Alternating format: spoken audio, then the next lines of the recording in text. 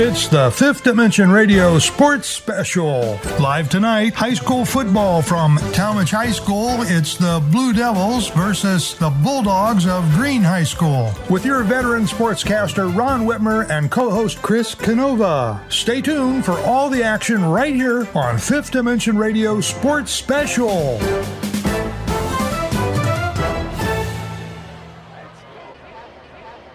Good evening and welcome to Larry Bagnoli Stadium at Talmadge High School for the Fifth Dimension Radio High School Game of the Week. Brought to you by Jobs for Ohio's Graduates and the Stables.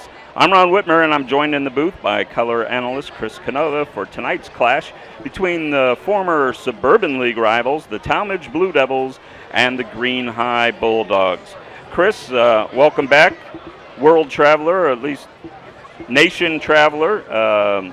Hope you got some rest because I think we're in for a good one tonight, although I think right off the bat, one of the things that we're going to keep an eye out, several key injuries for Talmadge going into the ball game, and they're going up against a Green High team that's not off to the best of start, so there's going to be a little extra in the tank, I would think, for the Bulldogs getting ready for their Federal League season, you know, one of the power conferences in the state. So should be an interesting matchup. It sure should be. Well, I'm glad to be back in Ohio, the heart of it all, right, Ron? Absolutely. And we're going to see these Bulldogs, I think, get after it. And now for your pregame enjoyment, we're going to see the strength of schedule show right away, I believe, especially with those injuries for the Blue Devils.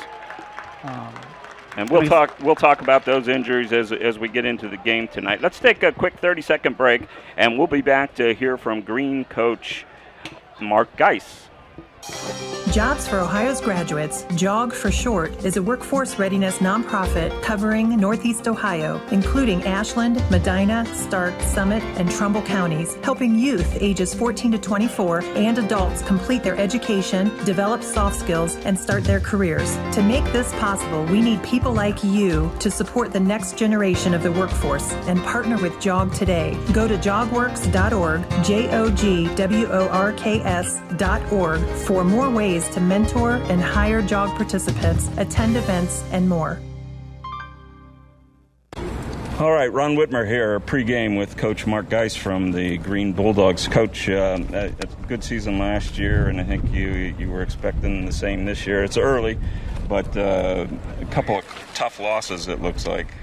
What's the state of the team right now? Everybody still feeling good about the season? I think our guys understand, what kind of caliber team we've been playing here in week 1 and week 2, and big road trip last week. Obviously lost in the last minute, but you play to win the game, and we didn't come away. And 0-2 is 0-2, but our guys also understand that they're a good football team, and all that matters is tonight. And you play in one of the best leagues in the area for sure, if not the best.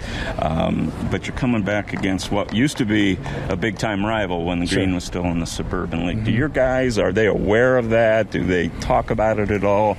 Is there any extra importance on this game? Well, for us, it is just like any other game because I mean, you've already said it in our league. We feel like every week we're in a rivalry game. Now, we have educated them every year on the importance of playing Talmadge and some of the old school roots in the Suburban League and what it has meant to our community. So they're definitely kept up to date on that. Okay. You have a senior quarterback. Is he healthy? Is he ready to go tonight? Very healthy. Very healthy. He's an exciting young kid. Okay. Offensively, what kind of sets can we look forward to seeing from you guys? We're very multiple. We'll be anything from empty to 2-3 backs back there, but depending on the health of the team every week, it's high school football. It will depict what you see. So running backs in good shape for tonight too, or we'll find out when we get out there. Okay, yeah. maybe not. Right? Okay. How about on defense? What do you have to do to stop Talmadge tonight? Always in high school football, you got to stop the run first and foremost.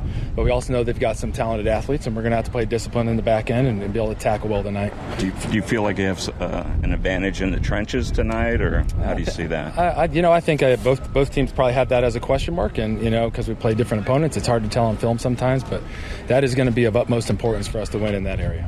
Okay, Coach, thanks so much for taking a few minutes before the game. Good luck to the Bulldogs tonight. Appreciate you. Thank you. So that was Green coach Mark Geis. We'll be back and have a few words with Talmadge head coach Mike Hay right after these words from the stables. Horse racing is a great sport, and now you can have a horse in the race. Own a little and love it a lot. Thestable.ca is an award-winning horse ownership experience. Purchase as little as 1% of a racehorse and pay a set monthly fee. No surprises, modest investment, low risk, and completely accessible and transparent operations. Thestable.ca offers a unique, engaging racehorse ownership experience and features great customer service and consistent updates about your horse. Our innovative video production team tracks your horse's training progress, and clients are encouraged to visit the horses at any time. Thestable.ca is right for harness racing, and if you want to have a horse in the race, it's right for you too. For more information about The Stable, email Anthony at thestable.ca or call 519-400-4263. Ron Whitmer here at Talmadge High School before tonight's matchup between the Talmadge Blue Devils and the Green Bulldogs, talking with Talmadge head coach Mike Hay. Mike, before we get started with the questions, maybe an injury update. I understand you're missing some guys tonight. Yeah, we're missing number 23, Tracy Franklin. He's been out to this point. Number 10, James Robinson, an All-Ohio inside linebacker last year. Caleb Kendrick hurt his shoulder last week. He's going to be out a little bit. Lucas Safara, one of our top skill players, got a concussion last week. And so hopefully these kids are back in a week or shortly thereafter. But big part of our team missing tonight. And Green, always a tough matchup for you guys. It's been a great rivalry back when they were in the Suburban, and to some degree has continued to be a rivalry afterwards. It can't feel good not going in full strength against a team like Green. Well, they're not going to care, so we're not going to care either. I can verify that for We're going to ask our kids to have that next man up mentality, and fight for your brother who would like to be there fighting with you. And every team goes through it. We're not special. Happens every year, and we just got to be the ones that fight through it. I know one of the concerns going into the season for you was you're going to pretty much have to rebuild that offensive line. How's that coming along? Yeah, it's still a work in progress, but they get better every week. I challenged the kids first week, said, hey, you have a combined 5 starts in you now. Now you have a combined 10 starts in you. Next week it'll be 15. So by the time you get to 3-4 games in the season, you're a veteran player at this point. So there's no more excuses. Absolutely. On defense, who's your key guy tonight? Given all the injuries you have, who's the rallying point? Yeah, that's a good question. I mean, it's losing James in the middle is a big deal. Obviously, we got to rely on our D line to get pressure on the quarterback and keep him contained. So we're gonna rely on Nathan Heller and Xavier Caldwell and Chase Cluster, guys on the outside to do what they're supposed to do, and then get a push inside with Darren Clark, who I think's really, really hard nosed to get blocked, and he needs to do his job tonight. And if he does, then we like our secondary a lot. Even with the guys banged up, we still got a lot of starters back, and we feel good about it. So let's let those guys have a chance at some third and long opportunities. So last year in the Suburban League for you, where I don't know how I want to ask this. What are your chances of winning the league this last time? Terrible question. I'm sorry. No, I get it. So I understand the question, and I also understand being a coach, and we're going to have that 1 week at a time mentality here. So we're finishing up the first part of the season here, that 3-game non-conference schedule, and then we'll turn our eyes on Copley next week and look to go 1-0, and maybe hopefully the following week beat Barberton and be 2-0, and then look at Highland the following week. So all we can do is control what's in front of us 1 week at a time, and we'll worry about the other stuff as it comes up. Absolutely. So last question: What has to go right for you to beat Green tonight? Yeah, we gotta get first downs. We got to get them off the field. That high-paced offense is going to tire our guys out.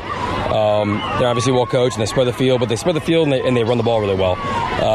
So we got to do our part offensively to not just put points on the board, but also just keep our defense off the field. So if we can put turnover free and not be behind the sticks on first and second down, give us a chance on third and shorts and third and mediums, pick up some yards, and then hit the big plays when they're there. Told our offense, we got to score between 24 and 26 points today probably to have a good chance to win this thing, and let's go do our part. That's Talmadge coach Mike Hay. Coach, thanks for spending a few minutes with us, and have a great game tonight. Appreciate you guys. Back here at Larry Bagnoli Stadium here in Talmadge for tonight's game between the Blue Devils and the Green High Bulldogs. So, Chris, we just heard from Coach Mike Hay, and like any solid coach, he's not going to let injuries be an excuse for tonight, right? And he's also trying to get his team in a position when they start their league schedule next week, and with 2 certainly 2 winnable games to start and get ready for Highland, who in the Suburban American has been everybody's favorite for the last couple of years. So the outlook from the coaches, at least, is the proper one. Let's see if the kids can, the guys who need to step up into those spots for the injured can do it tonight. You know, Coach Hay gets it, right? He said everything that he was supposed to say, but not only did he say everything that was right, he did it and he was excited. And when you have that kind of guy standing in front of a bunch of young kids, you know he's going to get them pumped up. Absolutely. You know, one of the things he made sure to tell us was, this is community night. You know, you have the young football players, the cheerleaders, they're all here tonight, they're all excited. He had these his young men get out there and give every one of these young kids high fives. If they're not excited, they're never going to be excited.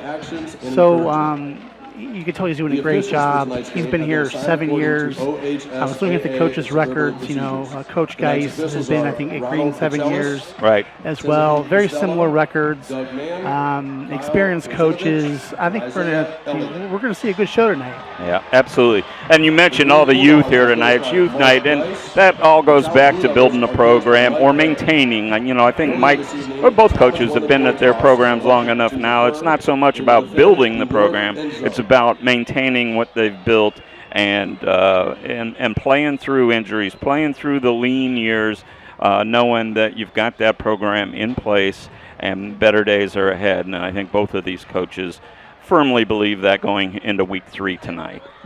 Yeah, I agree. You know, Green comes in tonight 0-2, and they played a state champion from last year and a team that I think was in the regional final. Lost one game in last week's game, I believe. No, 2 weeks ago, I think.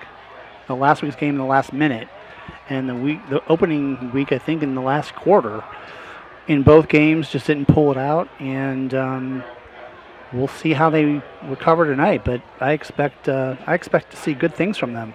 Yeah, absolutely. So we'll keep our eye on the Talmadge defense, which is minus several key guys tonight. Let's see if they can keep their offense in the ball game and let them step up. But we should mention Talmadge has a new quarterback this year.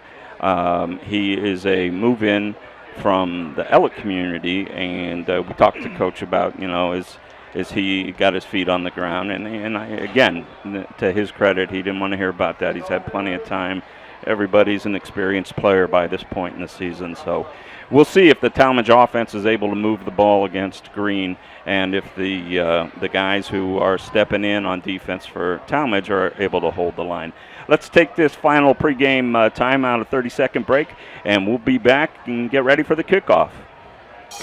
Jobs for Ohio's Graduates, JOG for short, is a workforce readiness nonprofit covering Northeast Ohio, including Ashland, Medina, Stark, Summit, and Trumbull counties, helping youth ages 14 to 24 and adults complete their education, develop soft skills, and start their careers. To make this possible, we need people like you to support the next generation of the workforce and partner with JOG today. Go to jogworks.org, JOGWORKS.org for more ways to mentor and hire JOG participants, attend events, and more.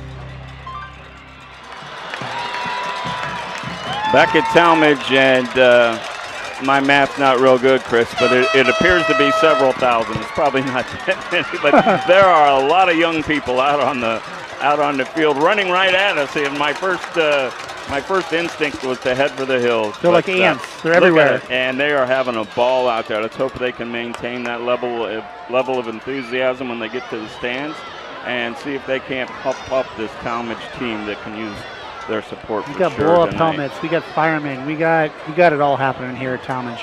You're a helmet guy, I noticed. Well, I know. Hey. I love it. So something I do notice a little bit different than last week. We certainly are going to have a full stands here on the Talmadge side of the field, but Green appears to have followed their team pretty well and have pretty full bleachers on the far side. So a lot of interest in this game. Should be one of the better ones on our schedule. Certainly, we'll probably get an idea pretty quickly as to whether Talmadge can overcome the injuries or not. Right. It looks like we have Green receiving the opening kickoff tonight. Yeah, back for Green is number 8, Chase Herbert, and number 6, Anthony McMichael. McMichael's the running back. 25, Ben Bucher. Kicking for Talmadge is number 25, Ben Bucher. He's a 5'11 junior. McMichael, and number 8, Chase Herbert. So clouds have kind of surrounded us, but doesn't appear to be a threat of rain. We're in the low 70s here at kickoff.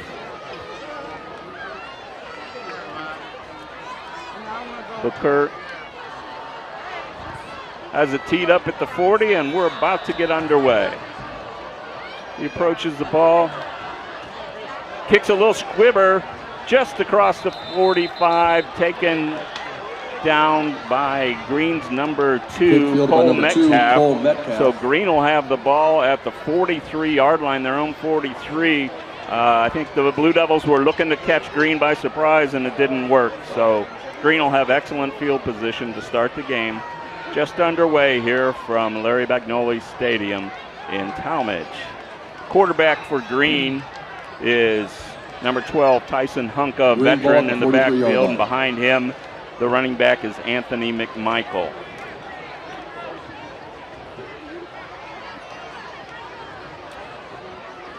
In the shotgun, Hunka takes a snap, hands to McMichael across the 45, across the 50 to the 48, maybe 47-yard line, very near a first down.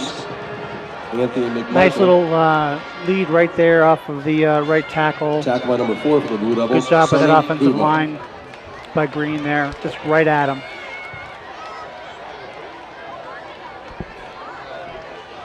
So second down and 1.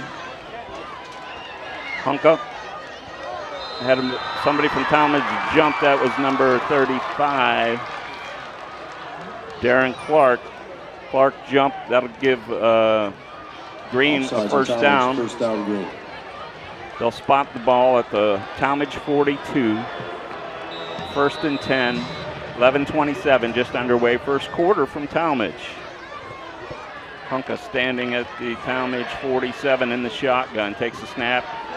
Flare out to the right side. The pass is caught there, and a pickup of about 8 by Connor Lockery.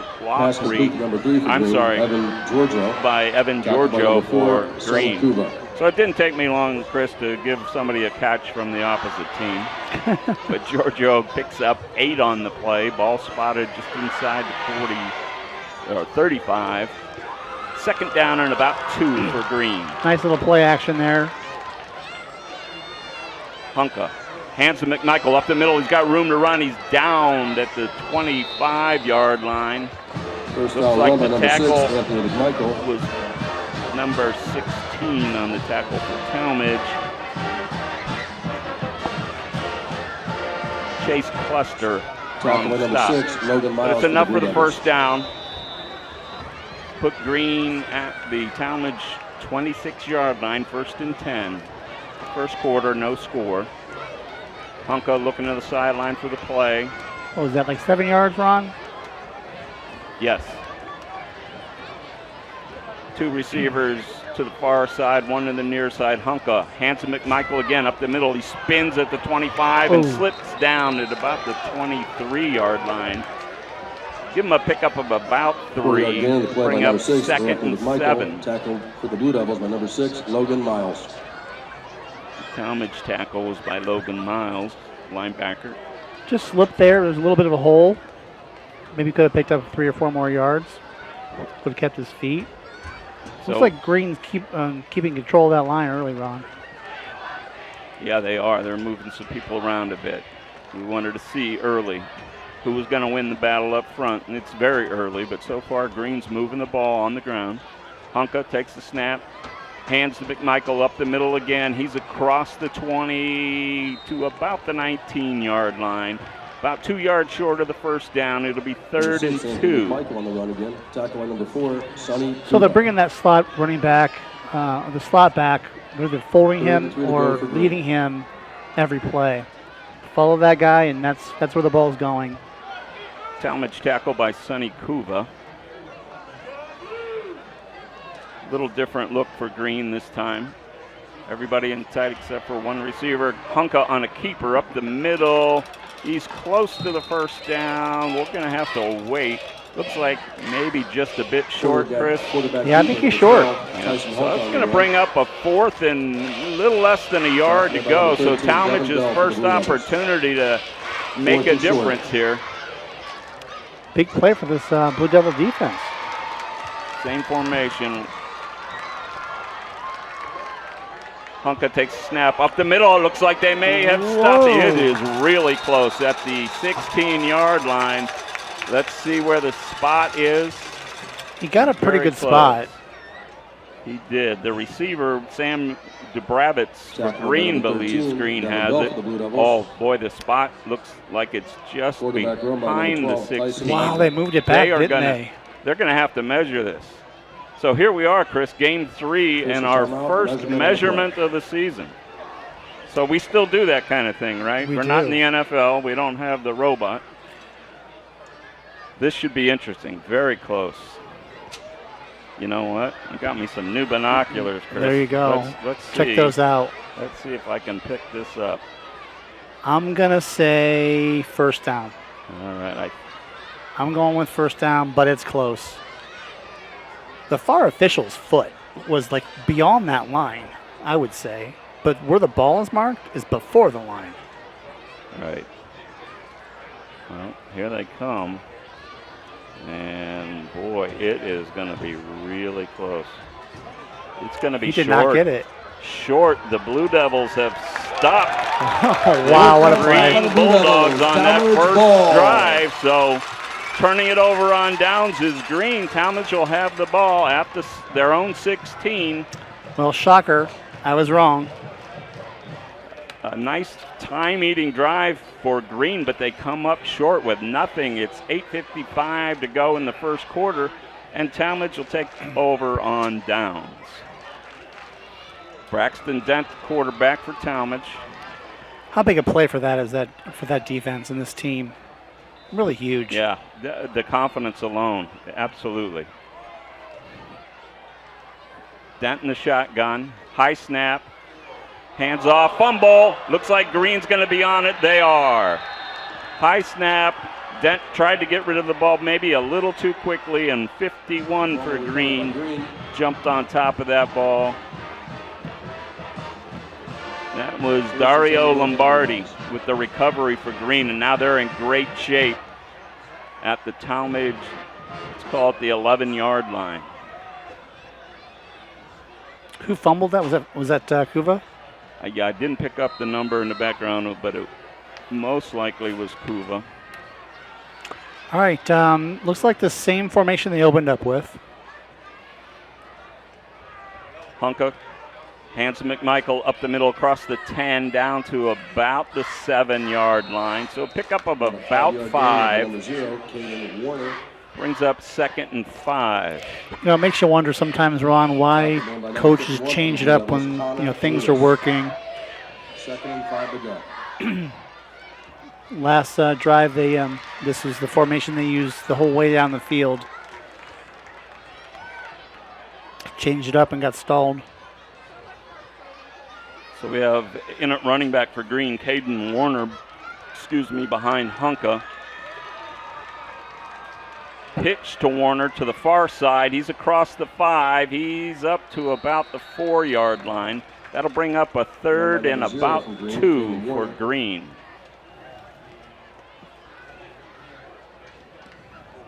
And we see Aiden Rice, who the coach talked to about us a bit in pregame, is maybe one of their go-to receivers. He's wide to the near side. To the far side, looks like Sam Dubravitz. Hunka in the shotgun with Warner behind him. Now they'll take a look over to the sideline. They've got the play. Changing the play is Hunka. Calls for the snap. Hands, inside handoff to Warner. He's down to about the 1-yard line. But they're going to mark him short, not the 1. They must have had a knee down earlier than I saw, so they're spotting him at about the 3. 4th down and a yard. So here we are again, Chris. Let's see what Green decides to do this time. Talmadge will crowd the line. It certainly looked like there's a bigger hole there than that 1 yard gain. So Warner and McMichael are alongside Hunka in the backfield. Handoff to McMichael. He's taken down. I believe he's got the first down. He's not in the end zone. But it'll be 1st and goal for Green at about the 1 yard line, maybe just inside the 1.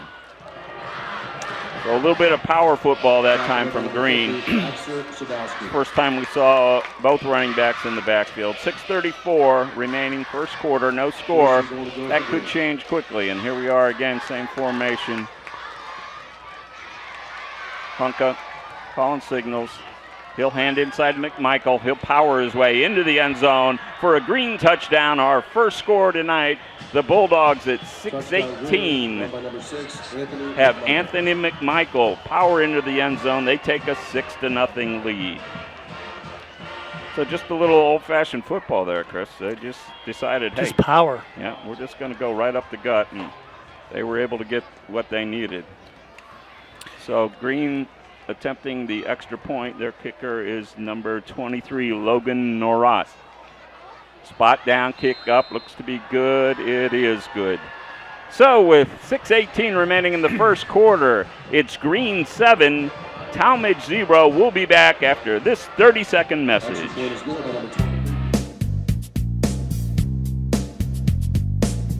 Tired of boring off-the-rack tees? Want to express your unique style or promote your business?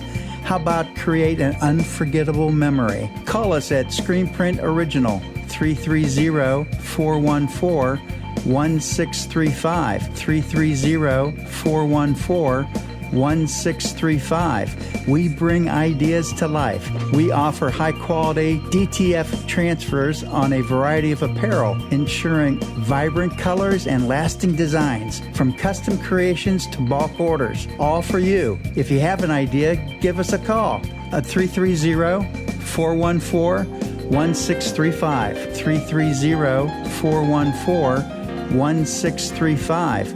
You can also drop us a line at screenprintoriginal@gmail.com. We look forward to serving you. Back at Talmadge High School, the Green Bulldogs have just powered in from about a yard out to take a 7-0 lead on the touchdown by Anthony McMichael. They're ready to kick off. Back deep for Talmadge is number 7, Quentin Johns. He's alongside Robbie Reed, and we'll try to pick up the other one. Kick looks like it's coming to Reed. He'll take it, and he's knocked down by his own man. And frankly, for Reed, that ball was going right to Quentin Johns, who didn't, I think, see Reed coming across him. And they ran into each other, and consequently no return. So the ball will, just what the Blue Devils didn't need, Chris. They needed a bit of a run back, get them some decent field position, and instead they're going to have to start this drive from their own 12. Well, I'm trying to think of something positive to say there. You called it, Ron. That wasn't his ball. He took it and knocked his own guy down, in the process knocked himself down. So, well, let's see if the Blue Devils can recover. Dent, another high snap, hands off, running to the far side is... Heck of a run. Heck of a run. First down run by number 6, Logan Miles for the Blue Devils. Logan Miles. Miles is wearing number 6 tonight instead of the injured Lucas Vera. So no wonder I had to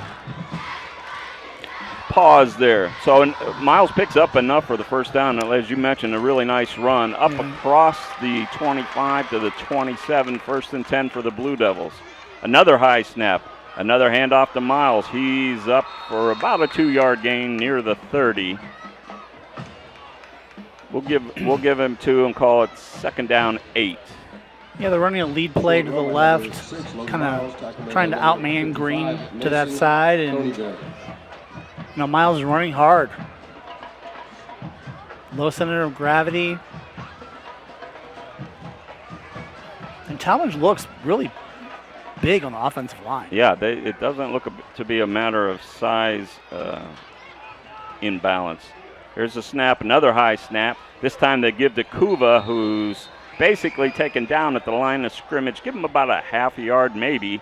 We'll call it 3rd and 7.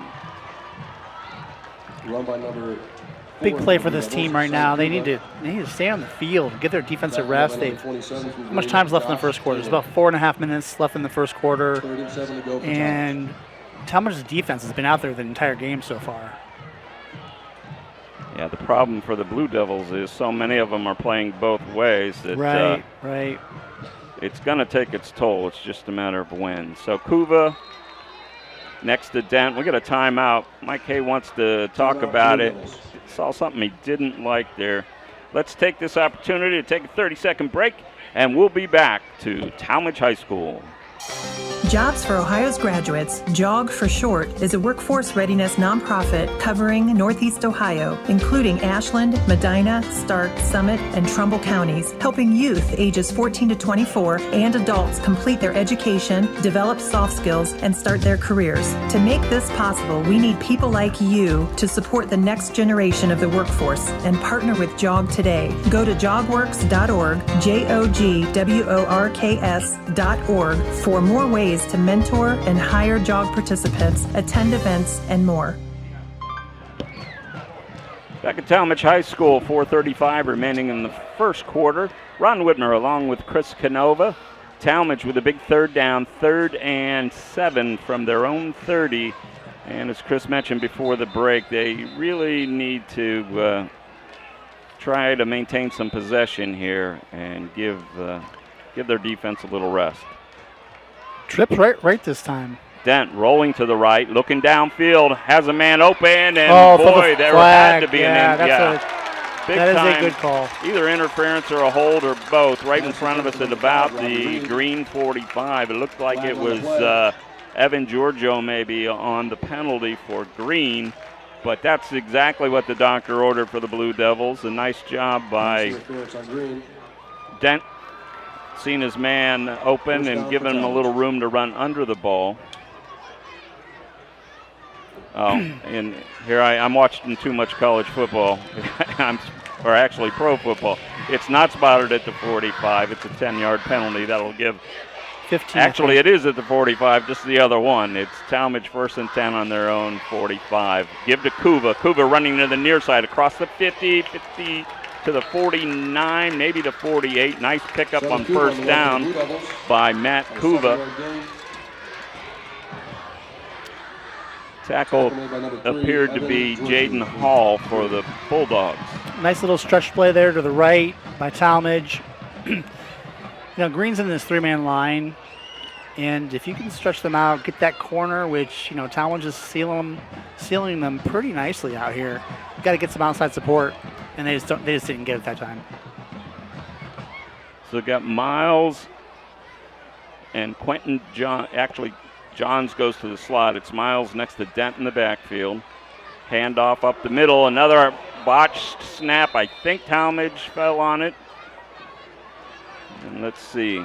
Yes, it is Talmadge, but it's a loss of a yard and a half. So it's going to bring a 3rd and about 4.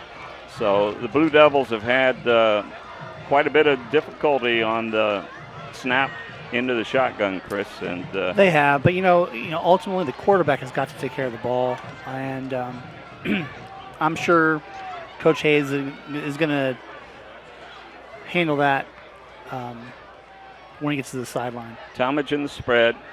Dent hands the Kuva up the middle. He gets a yard maybe. It's going to bring up 4th and about 3. Decision time for Coach Hay. It's still early, just 2:53 remaining here in the first quarter. So you would expect a punt, but we'll see what happens. 4th and 3 to go for Talmadge.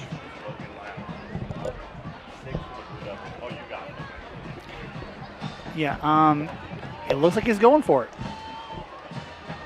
It definitely does, unless they're just trying to draw him off. So Dent takes a snap, another high snap, and an end around coming to the near side. There's space to run. They got a first down and out of bounds On the end around is Robbie Reed for Talmadge. Nice design play that time. They showed him something that ended up being something different. It looked like it was going to be a handoff up the middle. Instead, they got the Ran a pitch, reverse, yeah. Pitch to the near side on the reverse to Reed, and a first down Talmadge at the 41-yard line of Green. Kuva in the backfield alongside Dent. Snap, handoff, no handoff. Yes, there was a handoff. All kinds of trouble in the Talmadge backfield. I thought that Dent had held on to that one. He didn't. He gave it to Kuva. Have a flag on the play and a personal foul. Again, Green shooting themselves in the foot. Looked like the hit was a little high on Dent. So they'll mark off 15 here. I want to see what this call is. I thought I saw, personal foul. I wonder what happened. He threw that from behind. That's an interesting call from there. Yeah. Pretty sure that it was a hit up high on Dent. So regardless, it's going to give the Blue Devils another first down. And they're moving the ball. Just what they needed after that drive by Green that they stopped and then turned the ball right back over to Green, who then scored. Now with 2 minutes to go in the quarter, the Blue Devils are on the move.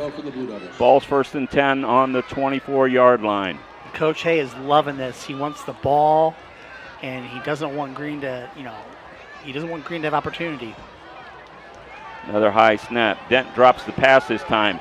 Has a man open in the end zone, but can't find him. Ball's thrown out of bounds. That is too bad. Robbie Reed was open near the marker, sideline marker in the end zone, the pylon, but ball overthrown. So that'll bring up 2nd and 10. Nice strong throw by Dent, but not on target. Yeah, he had him there. He was open. 2nd down, 10. Quentin Johns in the slot. Kuva next to Dent on his left side in the backfield. In motion is Reed. They pitch it to Reed. He's trying to make the corner. Instead, cuts it up the middle. Picks up about 2, maybe 3. Not a whole lot there that time for Reed on the outside. Did a nice job of cutting it up the middle, but is only able to pick up 2. So it'll be 3rd down, 8. Minute 28 to go in the first quarter. Talmadge down 7-0. So another big play for the Blue Devils. You'd think they'd want to get something manageable here. I know we talked about the Green kicker being good from about this distance. I'm not sure about the Talmadge kicker. The center for Talmadge is 55, Gage Hurston. He snaps. Dent looking deep again. He has a man who couldn't locate the ball in time. The intended receiver that time was Harry Jividan for the Blue Devils. That falls incomplete. It'll be 4th down and 8. Ball spotted just inside the 25. And this is one of those, Chris, where if you don't have a big-time kicker, then it's a no-brainer. You got to go for it. That appears to be what the Blue Devils will do here. Looks like they're going trips up high. Maybe the similar kind of play they ran down before. Chad Racinko to the near side, and Dent with the blitz by Green is drilled at the 35-yard line. The tackle for Green is number 0, Caden Warner, and he got help that time from 51, Dario Lombardi. They rushed 7, 8 guys there. Everybody was on the line. Went man up top. So Talmadge will turn it over on downs. Green will have it on their own 32-yard line. And we're running just under a minute to play here in the first quarter.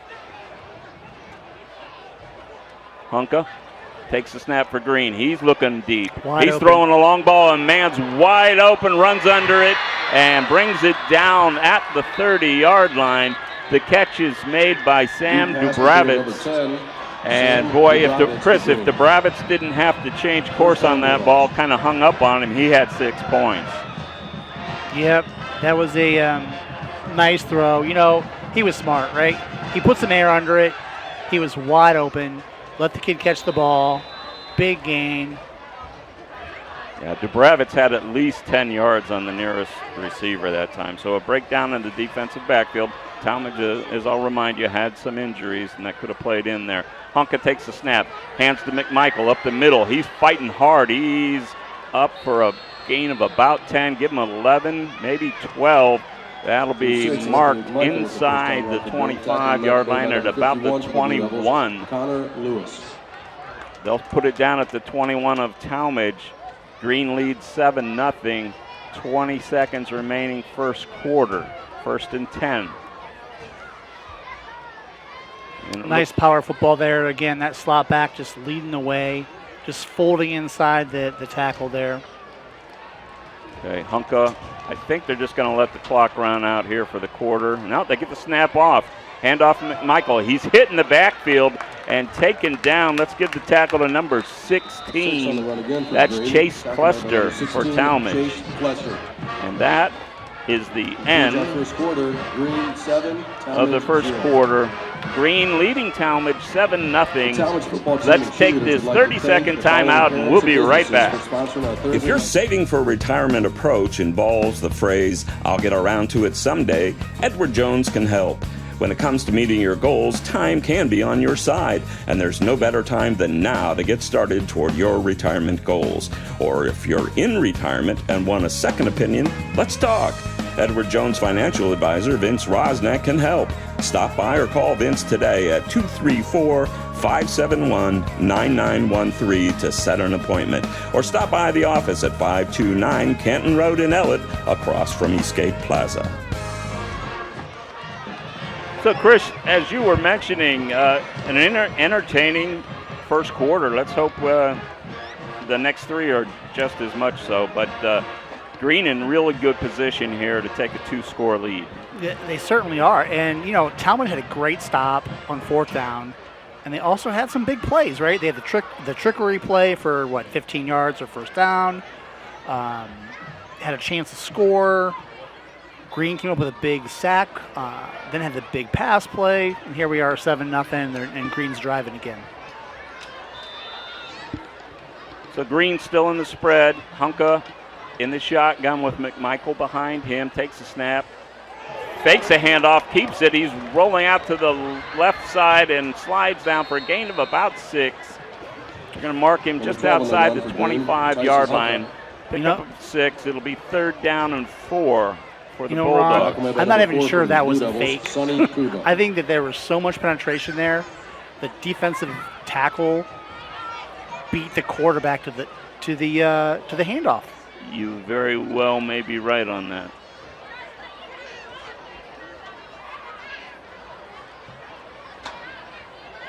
Okay, we got a little different look this time. We got another running back in the game, and I got a number 11 that I don't see. Honka is back to pass. He's under pressure. He's looking for help, and he's belted.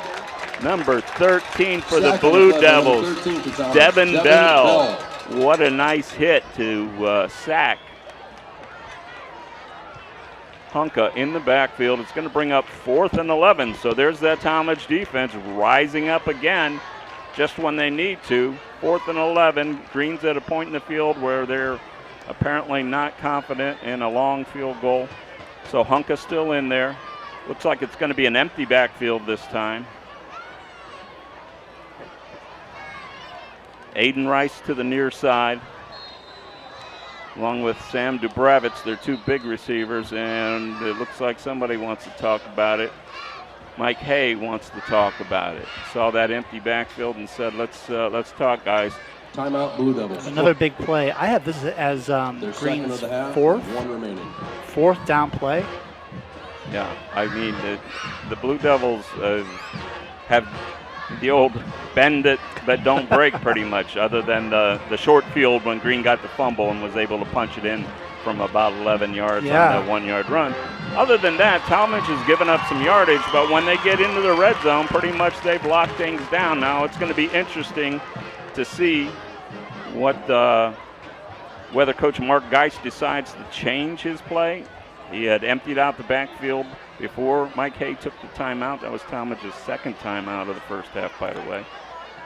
And it looked like the last two plays, Talmadge came with some pressure. I'm curious to see if they're going to do the same thing this play, or because if they do, Geist might decide to throw a screen here, which may not be a bad play. Trips to the near side. Hunka alone in the backfield, takes a snap, looks to pass, moves up in the pocket, dumps it to a wide open number 18 who runs inside the 5 near the goal line. I don't see a signal. I think it's going to be spotted just outside the goal line. The catch by Aiden Rice. Tackle made by number 9, Chad Racinko. Chad Racinko with the tackle for Talmadge. The touchdown, at least for now, saving tackle. Snap, hand to McMichael up the middle, and again, he just powers it right up the gut for the Green touchdown. The Bulldogs lead 13-0, 10-11 remaining in the first half. So not a play, I don't think, Chris, by design there, but Hunka did a nice job of keeping his eyes downfield, and he found Aiden Rice all alone just out in the flat, and he ran it in. Yeah, he just stepped up in the pocket. Norot with the kick for the point after. It's good. And with that, the Bulldogs lead the Blue Devils 14-0. We'll keep it right here. And well, it ended up being a 20-yard pass play. He threw it 4 yards. He threw it right where there was a gap in the defense. Everybody was about 10, 12 yards off the ball because that's where the first down marker was. Took advantage of it. Get him in a nice play, and there you go, right? 20 yards later. And Chris, I know it's a cliche to say, but the quarterback often drives the machine. We saw that last week with Stowe over Barberton. Jake Harrington, the senior leadership, threw it away when he had to throw it away, threw it to a bunch of different receivers, scrambled when he needed to scramble, and we're starting to see very similar play out of Hunka for Green, Tyson Hunka. Well, you're making a good point, right? Sometimes the smart play turns into the big play, and that's exactly what just happened. Exactly right. And the big play here was a big pass. About 5 minutes ago, the 35-yard pass, but he gave the kid enough air underneath the ball where the kid just had to stand there, and he was going to make it. He was going to make the catch. Just smart football, well coached. So for Talmadge, it looks like Quentin John's back again to receive the kick. Norot kicking for Green from the 40. Gets a little air under this one. It's driven them back to about the 5-yard line. The return by Robbie Reed across the 20 to the 23-yard line. So nice return by Reed, and the Blue Devils will have the ball 1st and 10 from their own 23-yard line. So I think we're at the point now, Chris, where Talmadge has had some success moving the ball. They've gotten a couple of breaks by not really smart penalties from Green, but they haven't put the ball in the end zone or through the uprights. So I think Coach Hay definitely would like to get on the board here. He would like to have a nice sustained drive, if possible, to run some clock, and we'll see what happens. A couple of guys running on late here for Talmadge.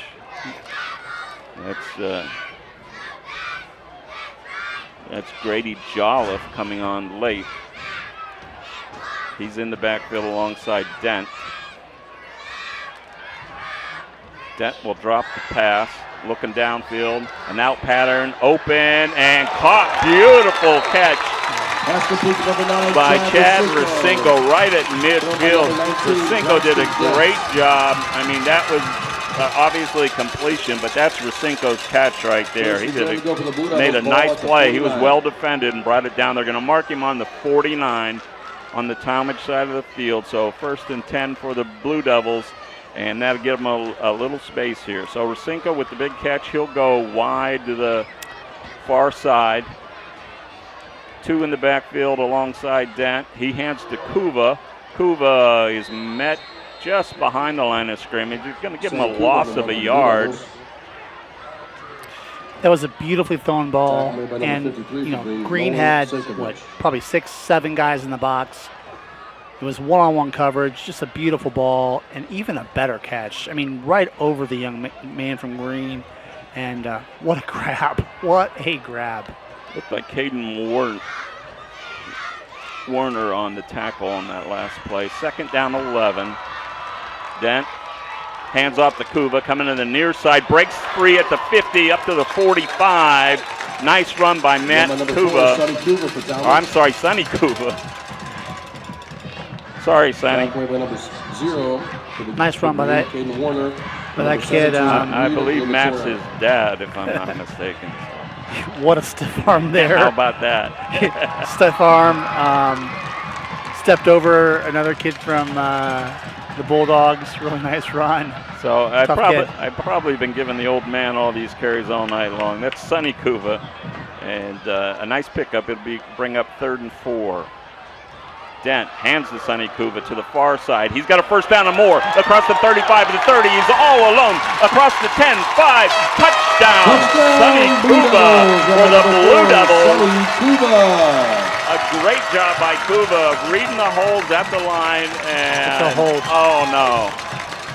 There are 2 people at the green 45, and one of them is Dent, who has the bad news from the official. Flag on the play. We're going to bring that one back. And boy, an exuberant crowd went silent when and the teams, I don't think, realize it yet, but the official's still standing. He's saying, come on back, boys. The ironic part of this whole thing is the flag is sitting on the yellow part of the tee, so you can't see the flag. That's probably why, other than a few of us up here in the press box, most people didn't realize what was going on. So unfortunately for the Blue Devils, the big 49-yard touchdown run is wiped off the board, and now we're looking at 3rd and 14. So, Chris, disappointing for sure, but also gives the Blue Devils a little hope. Hey, we can break these things. It does, because Green is putting a bunch of guys in the box, and you hit a seam, boom, that's what happens. Yeah. There you go, right down below us here. Do it again offense. So I think, they're certainly capable. 3rd and 14. Dent with trips to the far side. And he's under pressure. He's trying to scramble out but can't. He's taken down by Lombardi for Green. A loss of a yard back to the 44. It'll be 4th and 15. And Chris, we're starting to see Mr. Lombardi for Green really assert himself. Yes, we are. He seems to be everywhere on the defensive side of the ball. He's a 6 foot, 220-pound senior. I've got him for 3 tackles, and I'm sure he's probably got at least 1 more, if not 2. Talmadge going to punt this time. Back to kick for Talmadge is number 24, Gino Lagani. Low snap, he gets it away. Nice kick inside the 20. And great pursuit by Robbie Reed, who takes down the returner, Evan Giorgio, for a negative punt return. So given the circumstances, that... First and 10 to go for Green.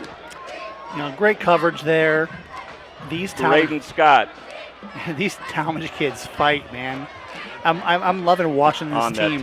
Yeah, I'm loving watching these kids play. They're gritty. They get after it. You can tell. I talked before the game, right? They're taking on the personality of their coach.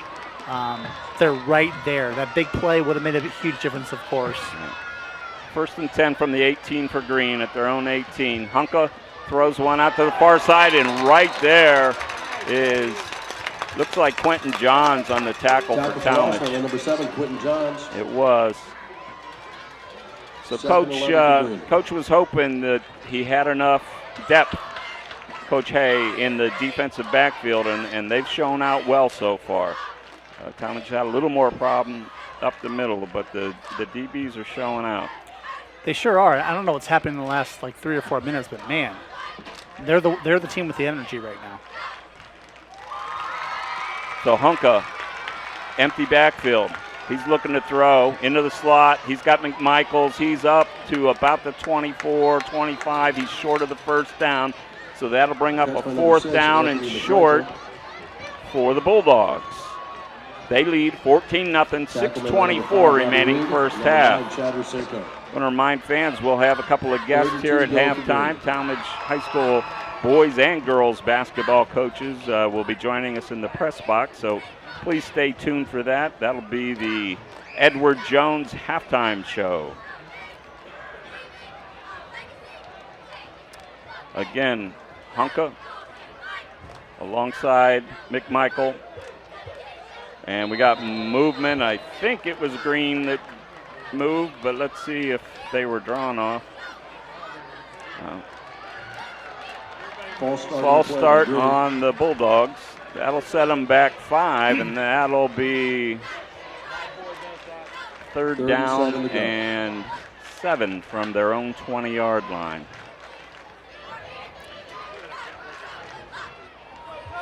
So let's see what they can do here on defense. They're going trips. Trips up high. Twins down low, empty backfield. Hunka, low snap, pulls it down. He's got a little pressure. Now he's rolling to the near side. He's under pressure and taken down. Great pursuit that time by number 13, Devin Bell for the Blue Devils, who takes him down for the sack. You know, when that's teams, the second sack, Chris, for Devin Bell today. That's great. And when teams go empty like Green does, you know, a lot of coaches just send that middle linebacker. You go now. You put pressure on the quarterback. It's hard to make a throw, especially a high school quarterback on the run. So it looks like McMichael back in punt formation for Green. Snap is good. Kick is away. A wobbling kick to the near side. Comes down at the 45. Rolls across midfield inside the Talmadge 45 to their own 44, where the Blue Devils will take it with 4:39 remaining here in the first half. Let's take this 30-second timeout, and we'll be back. Jobs for Ohio's Graduates, JOG for short, is a workforce readiness nonprofit covering Northeast Ohio, including Ashland, Medina, Stark, Summit, and Trumbull counties, helping youth ages 14 to 24 and adults complete their education, develop soft skills, and start their careers. To make this possible, we need people like you to support the next generation of the workforce and partner with JOG today. Go to jogworks.org, JOGWORKS.org for more ways to mentor and hire JOG participants, attend events, and more. Well, one of the quicker timeouts you'll see, Chris. That was quick. Yeah, the officials must be in a hurry to get to halftime. At any rate, you didn't miss much other than a false start by the Blue Devils. So they're going to start 1st and 15 from their own 38-yard line. 4:38 remaining, second quarter. Green leads Talmadge 14-0. All right, big series here for Talmadge. Hand off to Miles up the middle. He is taken down at the 38 for no gain. So that'll bring up 2nd down, 15. Not sure, Chris. I guess they're trying to catch him off guard there. There didn't seem to be any flow to that play. There was no lead back. I mean, one back going to the right, one back going to the left. I don't know what was going on there, but so same formation though. Racinko out to the far side. Dent hands to Miles up the middle. He gets a nice gain of about 6, but it's going to lead to a 4th down and 9 for the Blue Devils. Ball spotted on the 3rd down and 9. Ball spotted on the 44-yard line. I'm thinking that might have been the play that was called last time, but who knows. Big play here. Trips right. I think him rolling to the right. Then this. Dent is rolling right. He throws. As he's hit, ball goes way over everybody's head. and out of bounds harmlessly. That'll bring up a 4th down now, 9. 4th and 9 from the 46. And does Coach Hay want to roll the dice here with 3:23 to play in the first half? Well, the punt team was going to go out, and he called him back, Ron. That's interesting. It's a lot of time left in this half. Yeah. The defense has been playing great. You have a whole half to go. And they're going to reset the play clock. Maybe draw him off sides? I don't know. So Sonny Kuva next to Dent in the backfield. 2 receivers to both sides. Dent looks like he may be quick kicking here, and they snap it over his head. Ball's inside the 30. Dent jumps on it, but it's going to be a change of possession. Give Green the ball at the Talmadge 28. And at that time, they might have got a little too tricky for their own good, Chris. The long snap significantly over Dent's head, or maybe Dent didn't get back deep enough. We don't know that, but. Yes. Sometimes that's all that's required. I'll say this. Yes, you're right. All right. Another big call for the Talmadge defense. I wouldn't be surprised if Green goes with the dagger right here. Fake the handoff. Hit the man deep. They're in a single man coverage up top. So Hunka has Warner with him in the backfield. They pitch to Warner to the far side. He's across the 25, the 20, the 15, 10, 5. Touchdown. Caden Warner for the Green Bulldogs. And I'm not sure if that's what you were picturing, Chris, but they did hit the home run. And the Bulldogs with the big gainer. So they had trips right, or they were heavy right with their wide receivers, shifted. Everybody left. It didn't look like Talmadge adjusted. And then they ran stretch left. And boom. They outmanned him, and he was gone. So Caden Warner with a 27-yard touchdown run. Norat on for the extra point. It's down the middle, and Green takes a commanding 21-0 first half lead. 3:10 remaining in the half. Perfect design. And, it's not often where you see you shift your formation. Right. And they don't adjust, and it works. On that play, work to a T. Yeah. You got to tip your hat to the coaches on that one. Absolutely. And, Talmadge was down. The kids were a little tired. They're, not so much tired. They were disappointed, right? Right. And took advantage of it. Well, Talmadge does have the one secret weapon tonight. They have more cheerleaders than I've ever seen in one spot trying to pick up the spirits of their offense and see if they can get them going here. It's youth night here at Larry Bagnoli Stadium in Talmadge.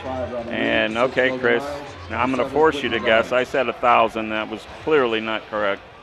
But we've got probably 100 or more, right? Oh, I was going to say 315. Oh, well, there you go. So 1,000 doesn't sound all that bad. But we got a lot of cheerleaders, and I think I'm low. I don't think that's high enough. Are you allowed to call them adorable? Yeah, or are they? I think so. Are they yeah, too old for that? Adorable's good. I'm an old man. I get myself in trouble all the time.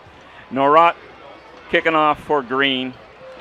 Quentin Johns back for Talmadge. He'll field it inside the 10, across the 20, across the 25. He had a seam and just got taken down by 21 for Green. Man. Touchdown saving tackle, and of course we don't have a 21 on our Green roster. All night, right? All night, Talmadge is just that close. Just that close. Yeah. Execution is the name of the game, though, right? You got to get it done. So I apologize to 21 for Green, but we don't have one, and he made a big tackle there.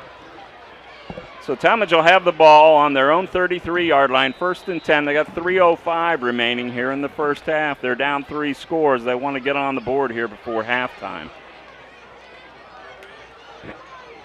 Dent standing at his own 28-yard line in the shotgun. Hands inside to Miles. He's got no gain. I thought he had a yard, but they're going to spot him for no gain. Bring up 2nd and 10. for the Blue Devils. Tackling by number 27, Josh Taylor. 51, Dario. Remind you, stick around at halftime. We're going to hear from Talmadge basketball coaches as the basketball season just around the corner. I know the fall workouts to some degree have begun. So we'll talk to those gentlemen and see where the coming season is for them, what they're looking for. Second down 10, Talmadge. Dent in the backfield. Sonny Kuva to his right. Green with a three-man front. Dent drops the pass, looks over the middle, over Kuva's head, falls to the ground. Incomplete. That'll bring up third down 10. So Green is getting a ton of pressure right up the gut. And I don't know the young man's number, Ron, if you can spot that or not, but let me see. I'm sorry, Chris. I didn't. I was checking on our halftime guest. Yeah. Can you, I think is it 77? 77 is it, yeah. On Man, the end. he's having just a whale of a day. I mean, he's putting all kinds of pressure right up the gut. That's Zane Alaquoy. And I know that I'm saying that right because we practiced it when we talked We did. We practiced it. So third down 10. Talmadge and Mike Hay is going to take his third and final timeout of the half with 2:04 remaining in the first half. We're all paid up with spots here, so let's keep it here. So, Chris, Talmadge down 3 scores. Is it a 3-score game? How do you see it so far? Talmadge has had opportunity after obviously the TD called back by a penalty. They drove the ball down here. Had a chance to score, just miscues on offense. Got sacked on the 4th down play. They had chances to stop them on 4th down. Actually, they stopped them on 4th down. This very easily could be a 1-score game. The bad snap. Yeah, that's exactly how I'm seeing it. It just not only to take a score off the scoreboard that would have made it a 1-score game, but took away the energy just like that. Right. I mean, the crowd was energized, the team was energized, and as you said, that one yellow flag was stuck in the yellow of the tee at midfield, and everybody had to march back. Third down 10 for the Blue Devils. Ball on their own 33-yard line. We got, am I seeing 4 receivers to the near side? Yes, you see 4 receivers. Okay, I'm counting as well as I ever have. And one to the right. So Dent in an empty backfield. Definitely a different look, and it doesn't look like Green really has it covered. Dent throwing downfield to Robbie Reed, who makes another spectacular catch at the 30-yard line. Robbie Reed, unbelievable. Had his eyes on the ball the whole way, was well covered, came down, great catch, great hands, and just what the Blue Devils needed. Just over 2 minutes remaining in half. They're going to spot him at the 31. I'm here to tell you he came down at the 30, but let's not quibble. So let's see what that does for the Blue Devils. Does it pick him up? Dent with Miles, Logan Miles next to him in the backfield. Going in motion is Caleb Johnson. Now we have trips to the right. Dent looking downfield again. Now he'll scramble out to the right. He's still looking downfield. Tosses one up for grabs, and it's picked off. Ill-advised pass. That pass is picked off by Reed Liberator, a 5'7" sophomore for Green. Liberator with the pick. Mark it down at the 10-yard line. Chris, that one, you just kind of threw it up for grabs, and you don't want to be doing that when you're 1st and 10. Trying to make a play, overthrew the sprinting receiver, and yeah, I can't overthrow it down on that area of the field at the hash. So Green leads by 3 scores. They have it 1st and 10 on their own 10. Talmadge has to guard against this one totally getting away here. Hunka fakes, pulls down, quarterback draw, all kinds of room, up the middle, over the 25 to the 27-yard line. Give Hunka a gain of 17 yards and another Green Bulldog first down. Number 9 for the Blue Devils, Chad Rusinko. First down on the play. Hunka this time will be alone in the backfield. Aiden Rice to the near side, along with Sam Dubravitz. Hunka looking to throw, chasing the pocket. Looked like he was taken down and finally is, that time by number 17 for the Blue Devils. That's Xavier Caldwell on the tackle. Second and long to go for Green. 44 seconds and running for Green, and with that big loss, it looks like Coach Mark Geis may be willing to let that clock run. Yep, they're in the victory formation here. Do you call it a victory formation in the first half, Chris? I don't know. But I think it's a safety They're going to knee it out. He does take Good the question, knee. though. 21 seconds remaining in the half. And that was the most exciting 10-yard loss that we saw all season so far. That was really exciting. What a play. Well, here's the good news for the Blue Devils. They've been wanting offense. There's been some offense tonight, right? Some big plays, but it seems like every time there's a big play, then they shoot themselves in the foot, and all of a sudden they either turn it over, they get a big penalty, and the ball goes back the other way. Consequently, Green has not done that. They had a couple penalties earlier on defense that cost them a little bit, but offensively, it's a well-oiled machine. Right. A lot on the ground, a little bit of intelligent passing in terms of the route running and the choices by Hunka. And consequently, they're up 21-0. You can see where Talmadge had a bunch of opportunities, right? And I'm sure Green's head coach is not going to be happy about that. But, hey, they're up 21-0, and that's what matters. All right, so all kinds of stuff going on here at Talmadge, including Youth Night and two really good bands that we'll be hearing in the background. We're going to be joined here by a couple of guests, at least one that we'll be hearing from in just a moment. But it's time for the Edward Jones halftime show from Larry Bagnoli Stadium at Talmadge High School. We're joined in the booth now by, well, we're going to have two coaches here, but Coach Justin Little has just walked in. Boy, you are under the wire. Just made it. So, how you doing, guys? Can you hear me okay, Coach? Yeah, I can. Oh, awesome. How are you? So, Coach Justin Little is the Talmadge High School boys basketball coach, and we'll be joined in a few minutes by the head girls basketball coach, Tony Whitmer. So, Justin, glad to see you. I was going to send out a search party for you, but I'm looking all around. Big crowd, big crowd. I know most of these guys, and they're not Coach Little. Big crowd. So, hey, thanks for joining us tonight. So, regardless of what sport you coach, you can always empathize with a guy that's in your position, either Absolutely. for the school that you represent or for the other school. And Coach Hay was up against a lot of injuries tonight, so he's playing a little short-handed. His guys had some big plays, but just weren't able to polish off drives. So I know in basketball you've had maybe what you thought was a big lead that somehow disappears, or you've had an opportunity to be down 10, 15 points and make a run and get back. So, first of all, how much of the first half did you see, and are the Blue Devils still in this thing? I watched most of it, yeah.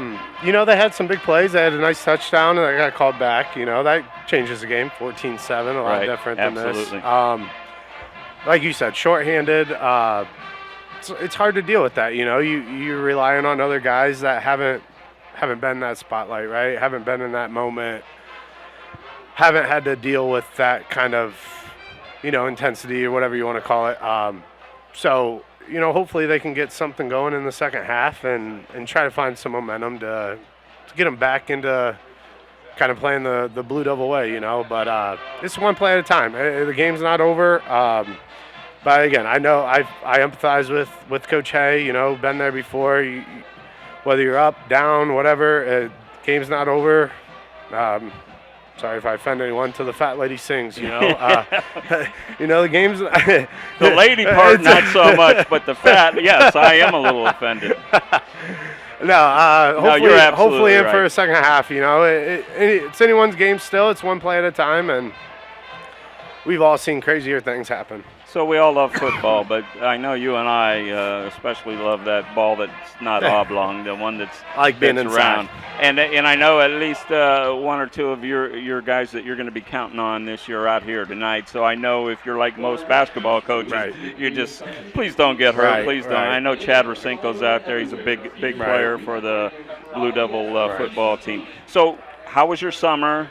What are you looking forward to? I know you went through some graduation that you're going to have to replace some key guys. How's it going? Good. We had a really good June. We lost a lot of scoring and a lot of rebounding.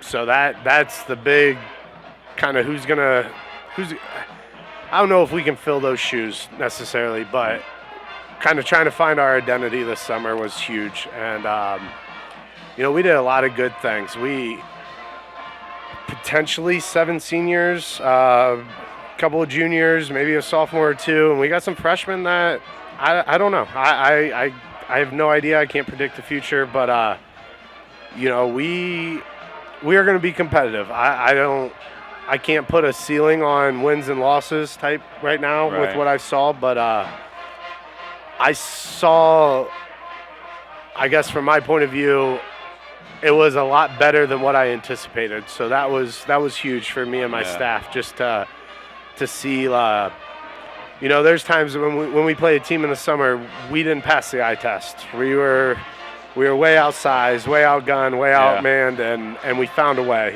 We found a way to compete. We found a way to hang in there, and I think it's going to come from our seniors this year. We have a group of seniors, 7 to 8, depending on who shows, but they've been playing together since 3rd grade. Right. And I don't know who our leading scorer is going to be. I don't know who we're going to rely on. I don't know who's going to do that, but I know we have guys that are going to have some grit.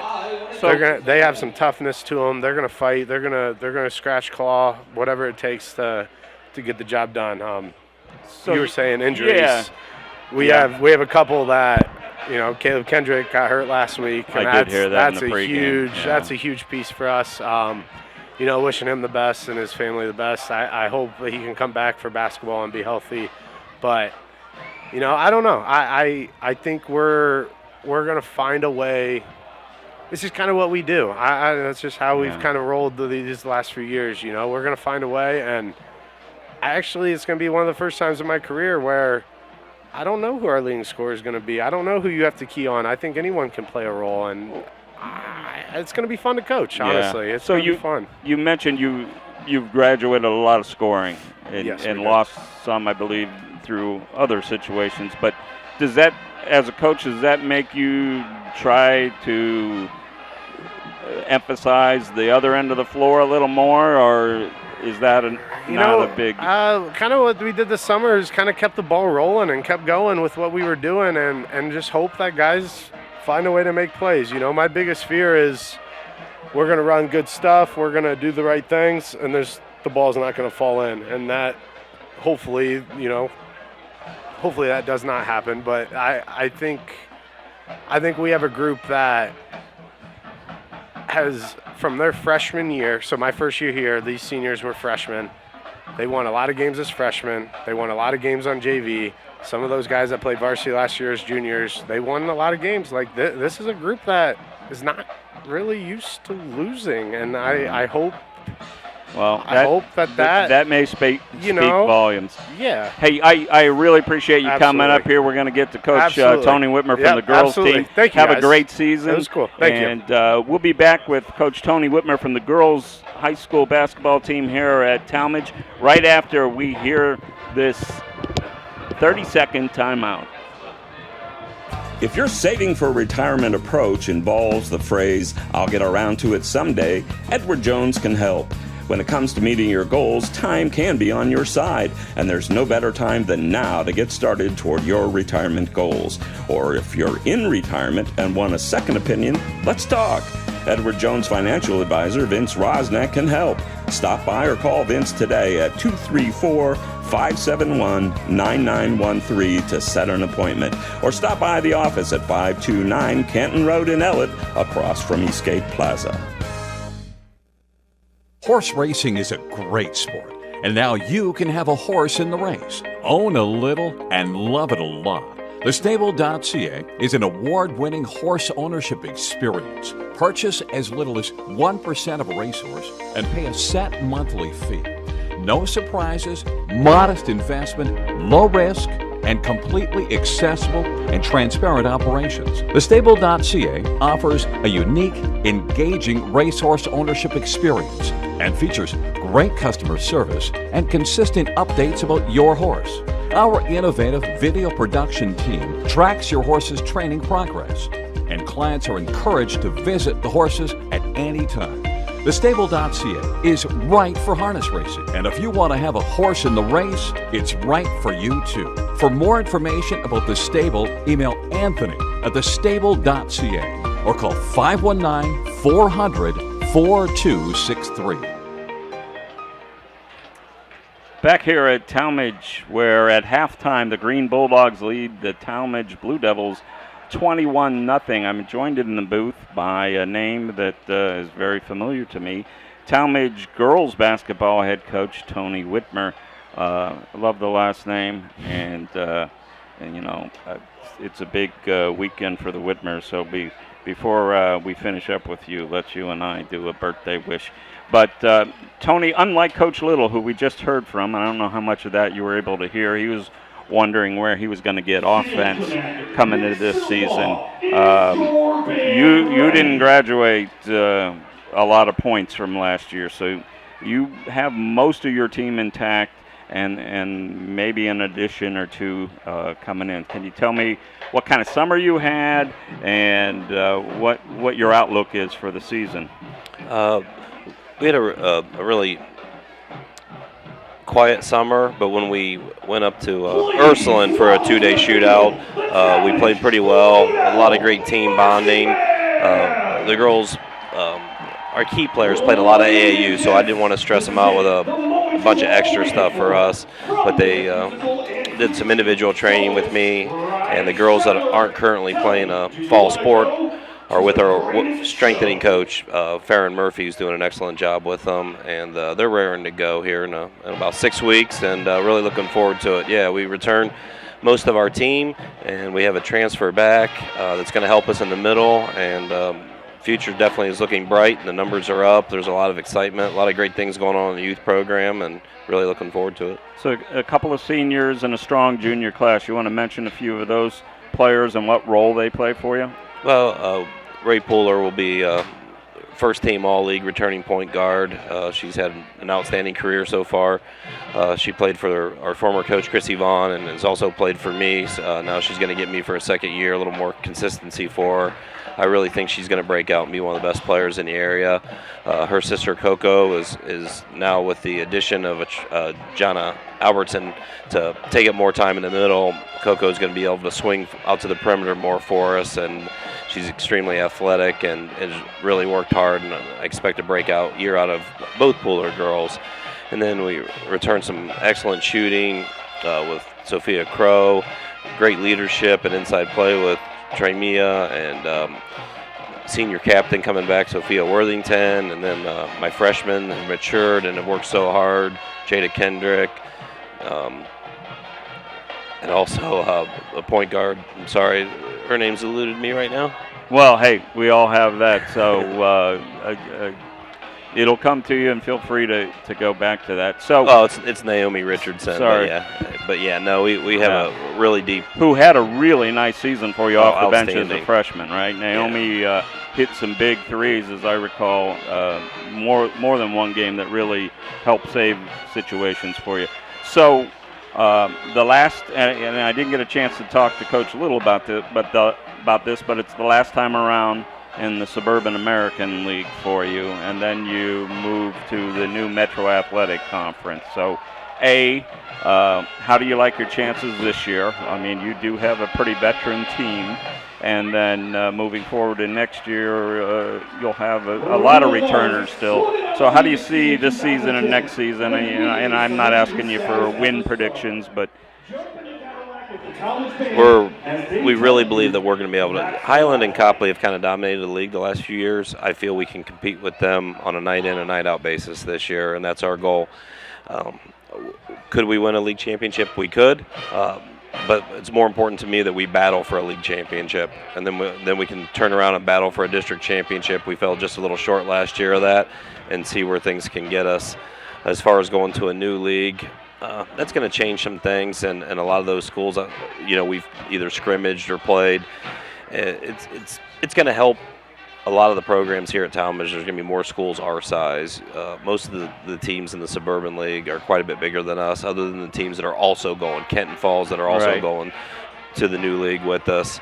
I really don't even want to look that far ahead. I'm so excited about this group of girls and the growth they've shown me, and I'm just trying to contain myself here, but October 24th is going to be a very special day to get started with this group of ladies. So 16-8, 9-5 in the league last year, good for third, and opportunity to move up that ladder this year.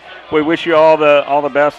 Good luck this season. Now we're going to take 15 seconds for a personal message here. So tomorrow, Mr. Whitmer and I have an aunt who is turning 90 years old. Yeah. We have a brother who's turning not 90, but he's getting there quick, also tomorrow. And also part of the family celebration will be our father, and I'll talk about that later in the season when he actually turns 90. But a big day for the Whitmer. So happy birthday to Brother Greg and to Aunt Faye. And Dad, we'll talk about you when your time comes. So, Tony, thanks for joining us. Feel free to chime in with any other family communications here, because that's all we're about here is family. Well, we actually have one of our nieces is actually giving birth to another family member, so yeah, it's an exciting weekend for us. Stella could be here tonight, could be another September 6th birthday. So I'm just hoping Talmadge can get the football here and put one in the end zone. That holding penalty really turned the game around for him with the injuries and everything that we face. But hopefully we can get off to a good start and make this game competitive. But thanks for having me, and thanks for joining us, Tony. Appreciate you guys doing this. We'll be back with first half stats right after this final message from Edward Jones. If your saving for retirement approach involves the phrase, "I'll get around to it someday," Edward Jones can help. When it comes to meeting your goals, time can be on your side, and there's no better time than now to get started toward your retirement goals. Or if you're in retirement and want a second opinion, let's talk. Edward Jones financial advisor Vince Rosnack can help. Stop by or call Vince today at 234-571-9913 to set an appointment. Or stop by the office at 529 Canton Road in Ellett, across from Eastgate Plaza. Halftime here at Talmadge High School, where the Blue Devils trail the Green Bulldogs 21-0. About 4 minutes before halftime. Chris, you want to, I know Green really racked up some numbers there in the first half, and Talmadge did, although many of their big numbers came back off the board, unfortunately, due to penalties. So you want to bring us up to speed? Sure. So Talmadge had 90 yards rushing and 91 yards passing for 181 yards total first half. 3 rushing touchdowns, 2 by Anthony McMichael and 1 by, I'm sorry, Ron, Warner. Caden Warner. Caden Warner. Yeah, for the Bulldogs. Now for Talmadge, I think the big story here really, I guess 35 yards rushing, 62 yards passing, total of 97 yards. 49 yards came off of that due to penalty. In addition to that, they had 2 lost fumbles, another fumble they were able to recover, and they threw an interception. So they had 3 turnovers. Another play was lost, but they recovered. They were sacked a couple times, really struggled offensively, and shot themselves in the foot. Yeah. That was the name of the first half. I think everybody up here agrees that the play of the game so far from the Talmadge point of view was Sonny Kuva's 49-yard touchdown that was called back by the penalty, and that changed the scoreboard immediately and just kind of changed the flow of the game. For Talmadge, Devin Bell with a big first half on defense, 2 tackles for loss, and for Green, their leading tackler was Lombardi. Dario Lombardi had a really nice defensive first half for Green with 4 tackles. So we are a couple of minutes here from the start of the second half. Green leads 21-0. I want to remind you post-game that we'll have our player of the game that's presented by Cambria, so stay tuned for that. And Chris, as always, I'll remind you to keep your eye on what happens here in the second half and remember what happened in the first as we decide who our player of the game is. Well, I was going to say that 315 cheerleaders, but they have left the house. Well, so they're no longer in the running. You got to play both halves in this game to be considered. And I don't think our fearless leader Bob Fritz has 315 T-shirts. He wouldn't go for that. So he probably, we probably have trouble getting out of the press he can't box hear tonight. me right now, I don't think, or otherwise he would not be happy. Yeah, no, he looks fine. So he has no idea. We're giving away the farm down here. That's Sorry, right. Bob. All right, let's take one final break here. Bob, I know I'm getting ahead of myself, but can we hear one more time from Edward Jones here, our official halftime sponsor? If your saving for retirement approach involves the phrase, "I'll get around to it someday," Edward Jones can help. When it comes to meeting your goals, time can be on your side, and there's no better time than now to get started toward your retirement goals. Or if you're in retirement and want a second opinion, let's talk. Edward Jones financial advisor Vince Rosnack can help. Stop by or call Vince today at 234-571-9913 to set an appointment.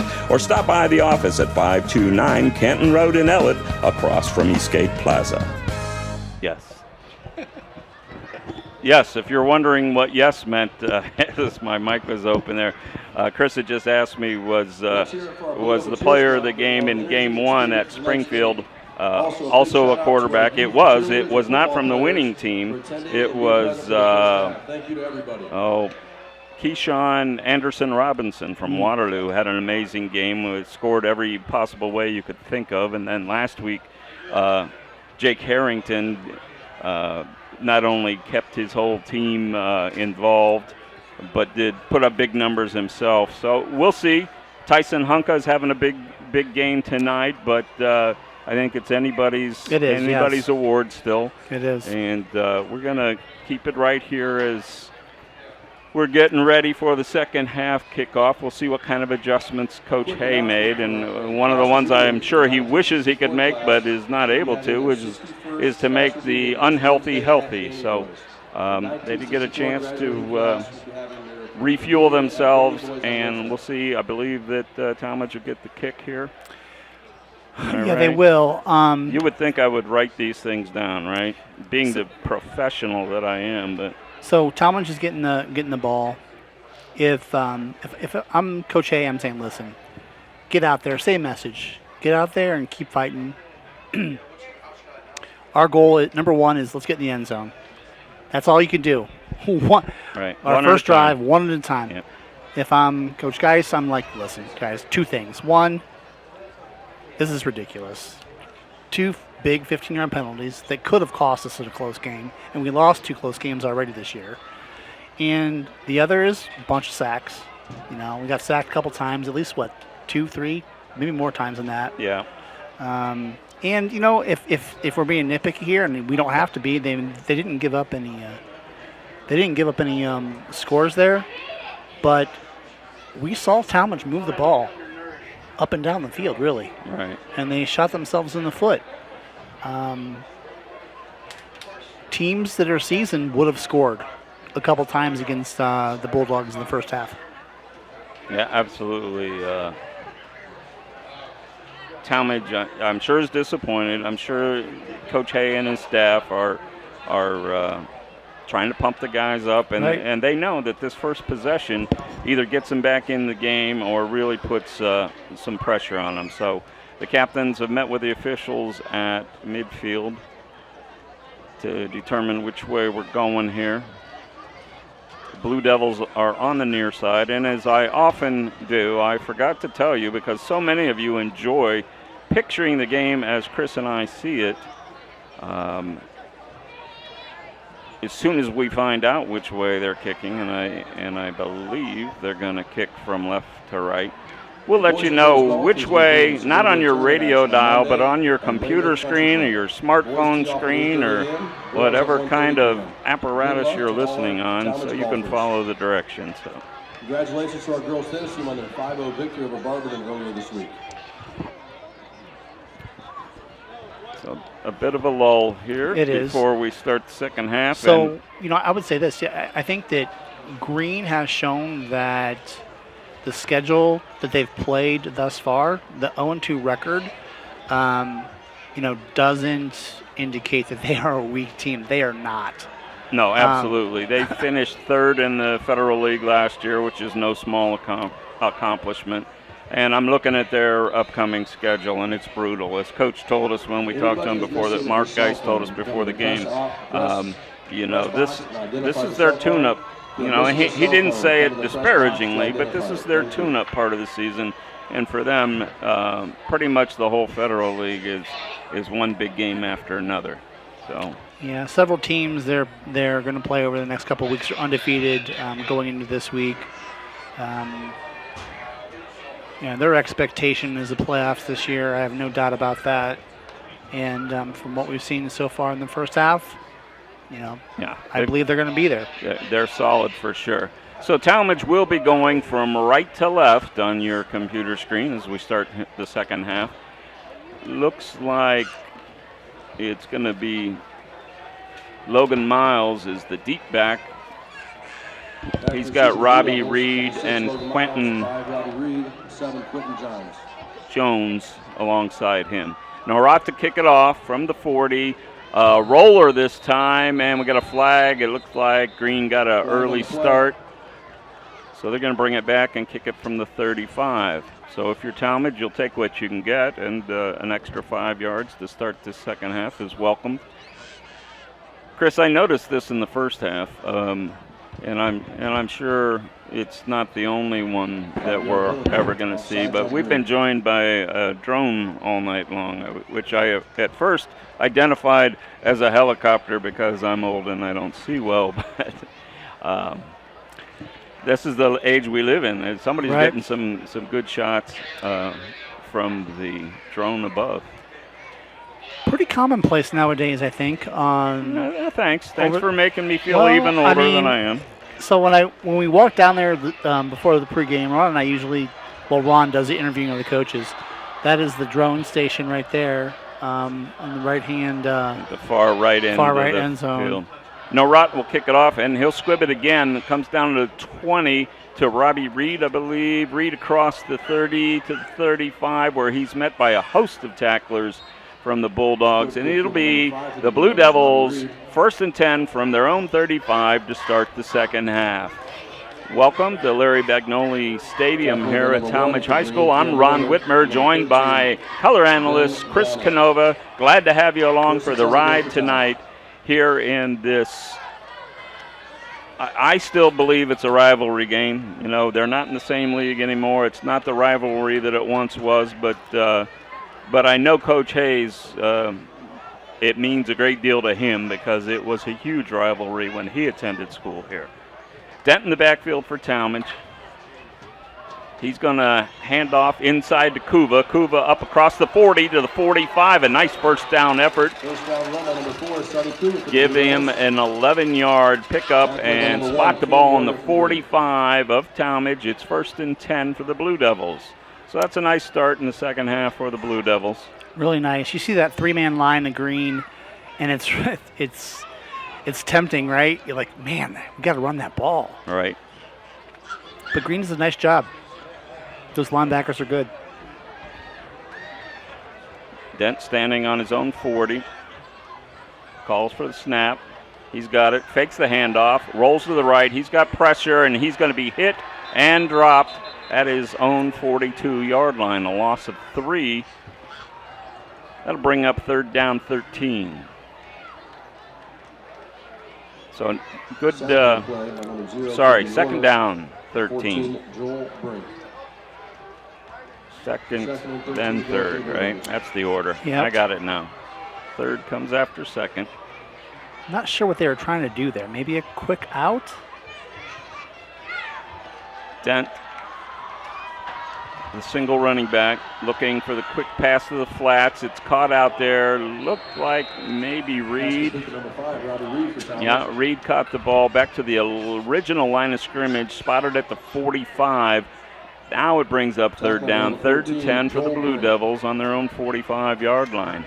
Let's see if they dig into a bag of tricks here on 3rd down.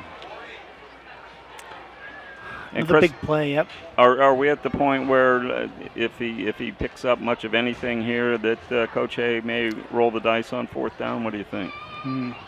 I think if he's at midfield, he's going for it. Pick up something, I agree with you. You're going. Okay, trips to the near side this time. Dent at the 40. Looks like pressure is coming. He gets it away quickly. Ball's caught at midfield. Breaking away from the tackler. Just short of the 1st down was Quentin Quentin Johns. He's 2 yards short. It'll be 4th and 2, and sure enough, the Blue Devils appear to be going for it. Ball spotted at the 47 of Green. All right, who's in the backfield there? Miles is to the right of Dent. Hand to Miles. He's hit immediately, and there's the man again, Lombardi. Dario Lombardi for Green drops Miles in the backfield for a yard loss, and it'll be a turnover on downs, giving the ball back to the Bulldogs. And I tell you what, for the first time this year, Chris, we may have a defensive player in the running for player of the game. Just planting that seed. I like that. Does he play offense? Well, that's a great point. I haven't called his number. If he does, he's on the line. And I think I do see him on the line there. Yeah, maybe tight end. Hunka in the backfield, hands to McMichael. He's ahead for only a yard. It'll bring up 2nd and 9. Ball spotted right at midfield for Green. They lead 21-0, 9 minutes in running here in the 3rd quarter. Yeah. I think that Talmadge has done a good job of stopping that lead play that Green, started the whole first drive basically they ran. They've pretty much eliminated that play.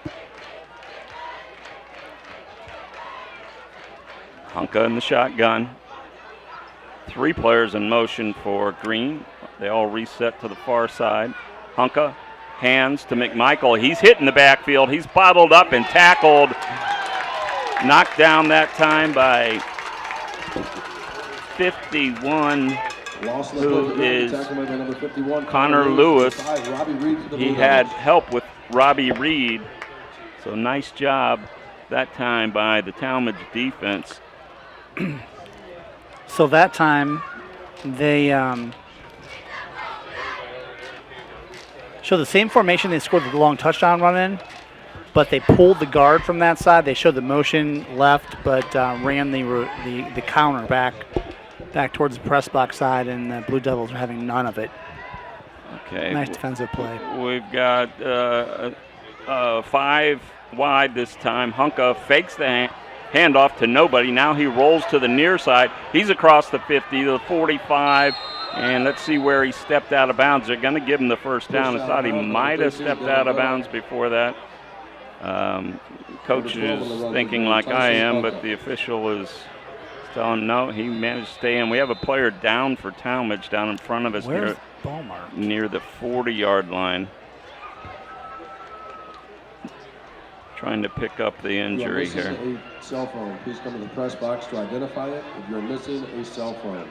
Please come to the press So the box. Talmadge player is still down, and okay, I'm going to get in big trouble for mentioning his name, but I got an old friend, John Shomo, to my right here from Talmadge in the press box. And John, I think you were trying to show me some numbers. Looks like number 20 maybe, who would be Grady Jolliffe. Grady had a big tackle in the first half, and looks like he's moving a bit. And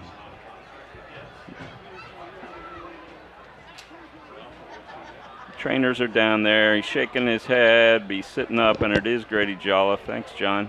Check's in the mail. Bob, spotter check for my man, Mr. Shomo, over here.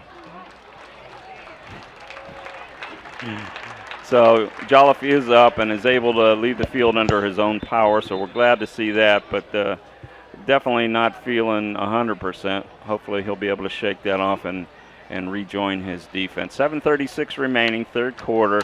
Green leads Talmadge 21-0. Green will have the ball 1st and 10 on the Talmadge 39-yard line. Tyson Hunka, the Green quarterback, has just been solid tonight. Not flashy, but solid. He's got McMichael behind him, Anthony McMichael. He'll hand to McMichael right up the gut, big hole. He's got 10, maybe 11 yards and close to the first down. They're going to spot it just short, so it'll be 2nd down and less than a yard from the 30-yard line. And Chris, boy, McMichael hit that hole quickly. Boy, he did. I just got done saying a few minutes ago that Green had stopped that play, but that was a different pace on that play. Yeah, Zane Alaquoy, along with his teammates on that Green line, are doing a nice job of opening holes all night long. Snap, handoff McMichael. He's got another 2 or 3 on 2nd down. That's enough for the 1st down. Mark it at the 27-yard line. That'll give Green the 1st down, and as they methodically march down the field, not really looking downfield through the air much. And why would they, right? They're getting everything they need up the gut and occasionally running the sweep. Back in the backfield this time is Caden Warner, who's also had a big night for the Bulldogs. He's behind Hunka. They're just manning up. Fake handoff by Hunka. He's looking downfield, and there he is, wide open. The catch, did he get a foot down? He did.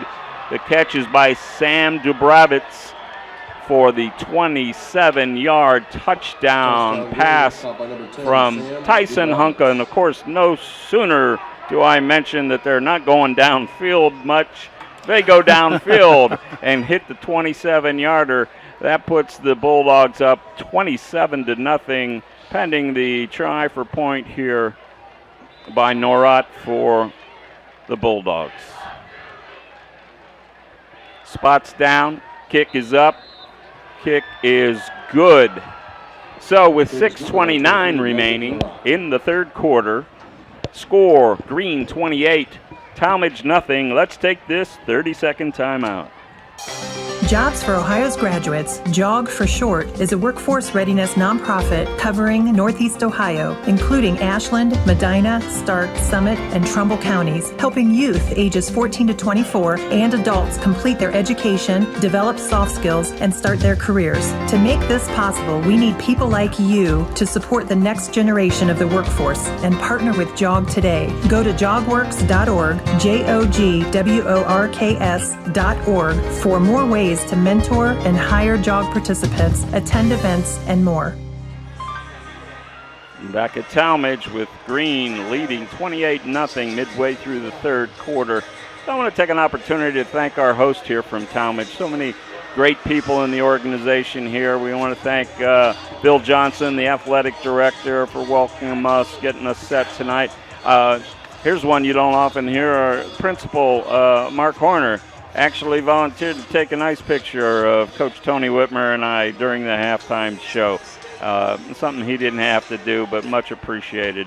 And like I said, Mr. Shomo here to my right jumping in. And, you know, I think we're going to have to take him on the road because I make enough mistakes. We need another literally right-hand man here. So Green to kick off from their own 40. Norat, this time he'll kick it deep inside the 10. Fielded there across the 10 is Reed to the 20. He's looking for room up to about the 23, 24-yard line. So they have run. And what? Yeah, that was Reed. No, you're fine. That was Reed. They've run 4 kickoffs, 5 kickoffs now, and they have run into their own guy. Yeah. Almost every time. The one early in the game was really costly. But yeah, and again, I don't want to blame everything on injuries. They're missing some guys, so guys may be playing a little bit out of position, even on special teams. That I don't know, but that's true. It is something that Coach Hay will want to work on this week in practice and try to clean up a bit. Dent in the backfield. Looks like Kuva alongside him. Dent fakes the handoff. It looks deep. It's Rasinko along the sideline who almost pulled it in, but it would have been out of bounds. Nice coverage that time on Rasinko by number 17, Reed Liberator for the Bulldogs. So Talmadge pretty much forced to open it up here as much as they can. And nice play by everybody there, really. Nice throw by the quarterback. Defender used the sideline as another defender. Great effort by the receiver. Just couldn't come down with it. So that'll bring up 2nd and 10. Dent in the shotgun. Handoff in the backfield with immediate pressure and a tackle by number 11, who is our unnamed number 11 for the Green Bulldogs. He tackled number 53, Nolan Segovich. Segovich, I'm hearing. So there's one we don't have, Chris. Nolan Segovich for Green with the tackle. To bring up 3rd down 12. Is that Kuva down? I believe it was Kuva, the ball carrier. He is a hard runner. Well, actually, might have been Miles. Miles, yeah. I think it was Miles, number 6. I do have these handy dandy world's smallest binoculars. Let's see if I can. Yeah.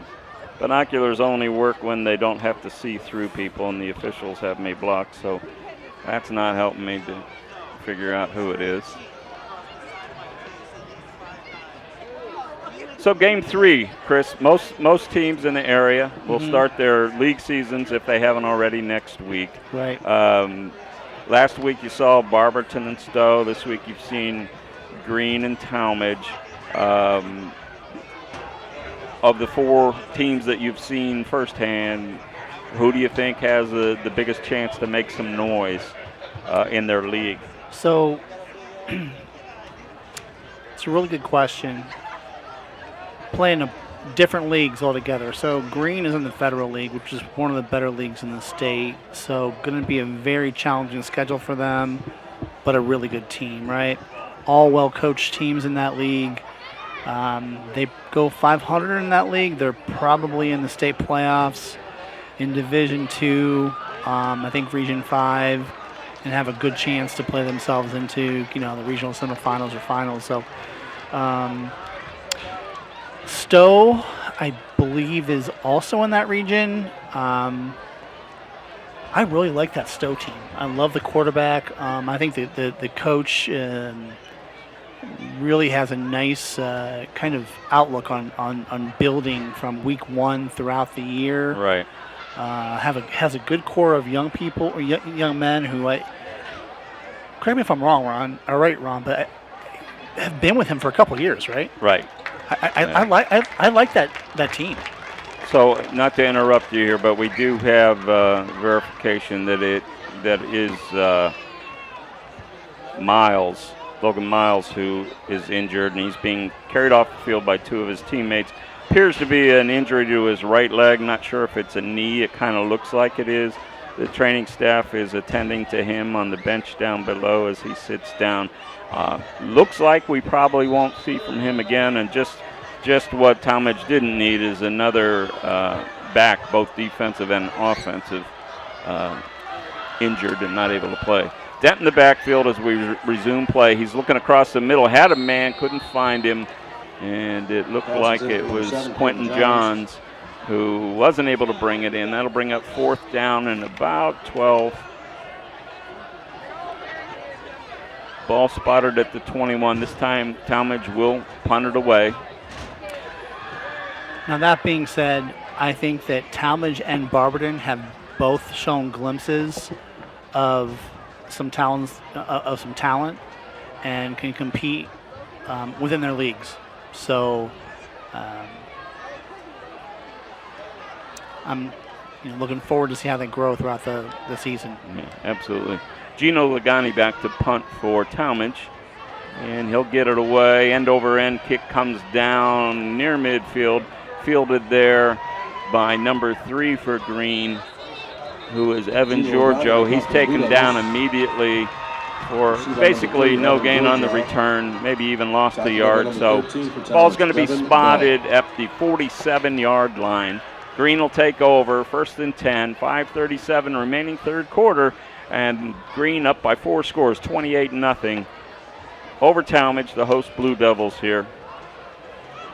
All right, big series for Talmadge here. Let's see if we can get a stop and stay out of that running clock situation. Yeah, I'm going to try to pick up some of these linemen for Green because they've done a really nice job tonight. Hunka in the backfield with appears to be McMichael behind him. No, it's not. It's a new running back who was taken down immediately for about a 3-yard loss. And that's the brother of Caden Warner. That's Cam Warner, who has a negative, looks like about a 3-yard loss. Call it 2nd down 13. Ball's on the 44-yard line of Green. So just as you called it, Chris, all of a sudden Talmadge's line fires up, gets into the backfield, and has a big play on 1st down. Hunka. Warner goes in motion out of the backfield, empty backfield. Hunka rolling to his right. We have flag on the play. He cuts it back to the left, gets out near midfield, across the original line of scrimmage to the 49, but we have a hold called against Green. So that'll set them back 10. And I'm sure, Green doesn't want to be sloppy here either, right? They want to they want to put this game away and get their quarterback, out of there. Because Ron, he's been, as you've seen, right? He's been scrambling for his life. Yeah. Quite a bit tonight. Yeah, Talmadge has gotten pressure on him. He's done a nice job of not making any mental mistakes. He'll be in an empty backfield this time. We're talking about Tyson Hunka, senior quarterback for the Bulldogs, standing at his own 29. Back, passes it out into the flats. Along the sideline, lots of room to run for Warner on the far side. He's taken down, however, short of the original line of scrimmage, which will bring up a 3rd and long for the Bulldogs. They're going to mark the ball at about the 46-yard line. 3rd down and 11. Tackled by number 11, Carter Lowry. Green content just to run clock here. And I say that, and they're back to empty backfield here. 3 to the near side. Talmadge, a little movement up front. Did they jump or were they drawn? They jumped. So the far side of the Talmadge line jumped offsides. Flag on the play, offside. on Talmadge.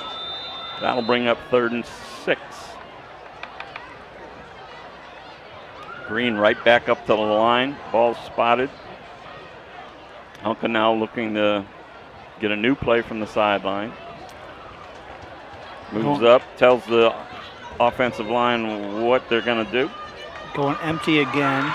He's looking downfield, steps up into the pocket. He's being bothered. He's being chased and taken down short of the 1st down. Give him a gain of about 3. Call it 4th down 3. Ball on the 46-yard line. They need to get to the 38 for the 1st down. Tackle made by number 35, Darren Clark, and number 24, Gino Lagani. When I used to coach, Ron, players like Hunka used to drive me 4 for 3 crazy. to go for Green. He always falls forward for 3 yards. Yeah, absolutely. Yeah, it looked like it was going to be a stop for no gain, but instead, Or even sacked.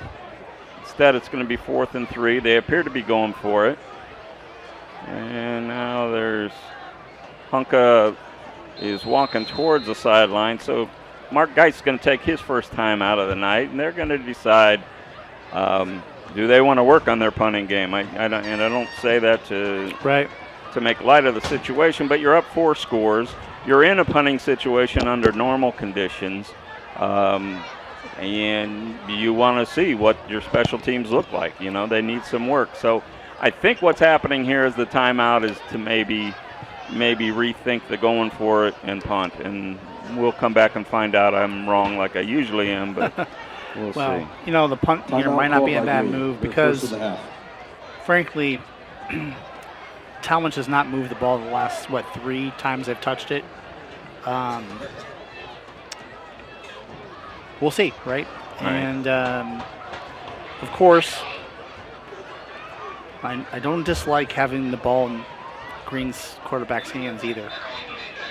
You got an update on him in terms of stats, Chris? He has thrown for another 27, 32, or 37, another 50 yards so far this half. He's run for another 20 yards this half. So I think my word earlier that I chose solid still applies. I mean, he's racking up the yards, but nothing too flashy. Right. And Offsides. Another jump by Talmadge, which is going to give the first down to the Bulldogs at the 41-yard line. And I think at this point, the Blue Devils are not only wearing down physically, but they're wearing down mentally. And that's you see those kind of mistakes sometimes. Snap, handoff, and another flag, and that time we got started a little too early on the Bulldog side of the ball. So we'll move it back 5. Okay, so this is one of my many dumb guy questions for football guys like yourself. If you get a first down by 5 yards and the next play stopped before the snap and you lose 5 yards, shouldn't it go back to the down that it was? You know, that is a question a basketball coach would ask. Yes, it is. Yes, it is. No. That's a perfect answer to that question. Thank you. McMichael is hit after a pickup of about 1 for Green. I did not see that coming, but that was the perfect answer. So, I agree with you. Well, First of all, the chains weren't even set over there. Exactly. That's the official's fault, not the player's fault. Although I have to say, in Game 3, we've had, on the whole, a pretty well-officiated game tonight. Yeah, we really have. In fact, a very well-officiated game. 2:30 remaining. It's second down. Who's in at running back? 12. 12? No, it's 2nd and 12, and I can't see the number either, but we'll pick him up. Back to throw is Hunka. He's got a man down there with coverage, but he pulls it inside the 10-yard line, and that looks like 13, who is number 3, Ben Bronick. 13, Ben Bronick. Ben Bronick with the big grab First and goal for Green. for the Bulldogs. 30 yards. 30-yard pass down inside the 10. They're going to spot it at about the 7. First and goal on the 7. Timeout on the field for the officials. And they're sending a player off. It looks like maybe an equipment issue. Actually, 33 yards. Another nice throw and grab because the Talmadge defender was right there. We've seen some nice catches tonight. We really have. Hunka, first and goal. That is at the Talmadge 7. Hands off to McMichael. He's up to about the 6, so only about a yard gain. Brings up second and goal from the 6. Tackle by number 13, So Devin Bell. we're really getting down to crunch time Number here, 64, so Jake Black. feel free to throw anybody else in there. But I think we got Hunka, McMichael, maybe one of the receivers in the running, and Lombardi on the defense for Green for player of the game. Fake handoff. Hunka looking to pass, scrambling now, and he's into the end zone. Nice job again by Hunka, who said, hey, what about me for that player of the game award? He gets into the end zone, a 6-yard run up the middle as he pulled it down and took it himself. That puts Green up 34-0. Just a minute 23 remaining third quarter, and we'll go to the running clock as we resume play. Norot, who's 4 for 4, looking to go 5 for 5 on extra points. He appears to have done so. He does. So with that, Green 35, Talmadge nothing. A minute 12 remaining in the third quarter. Let's take this 60-second timeout and hear from the stables. Horse racing is a great sport. And now you can have a horse in the race. Own a little and love it a lot. Thestable.ca is an award-winning horse ownership experience. Purchase as little as 1% of a racehorse and pay a set monthly fee. No surprises, modest investment, low risk, and completely accessible and transparent operations. Thestable.ca offers a unique, engaging racehorse ownership experience and features great customer service and consistent updates about your horse. Our innovative video production team tracks your horse's training progress, and clients are encouraged to visit the horses at any time. Thestable.ca is right for harness racing, and if you want to have a horse in the race, it's right for you too. For more information about The Stable, email Anthony at thestable.ca or call 519-400-4263.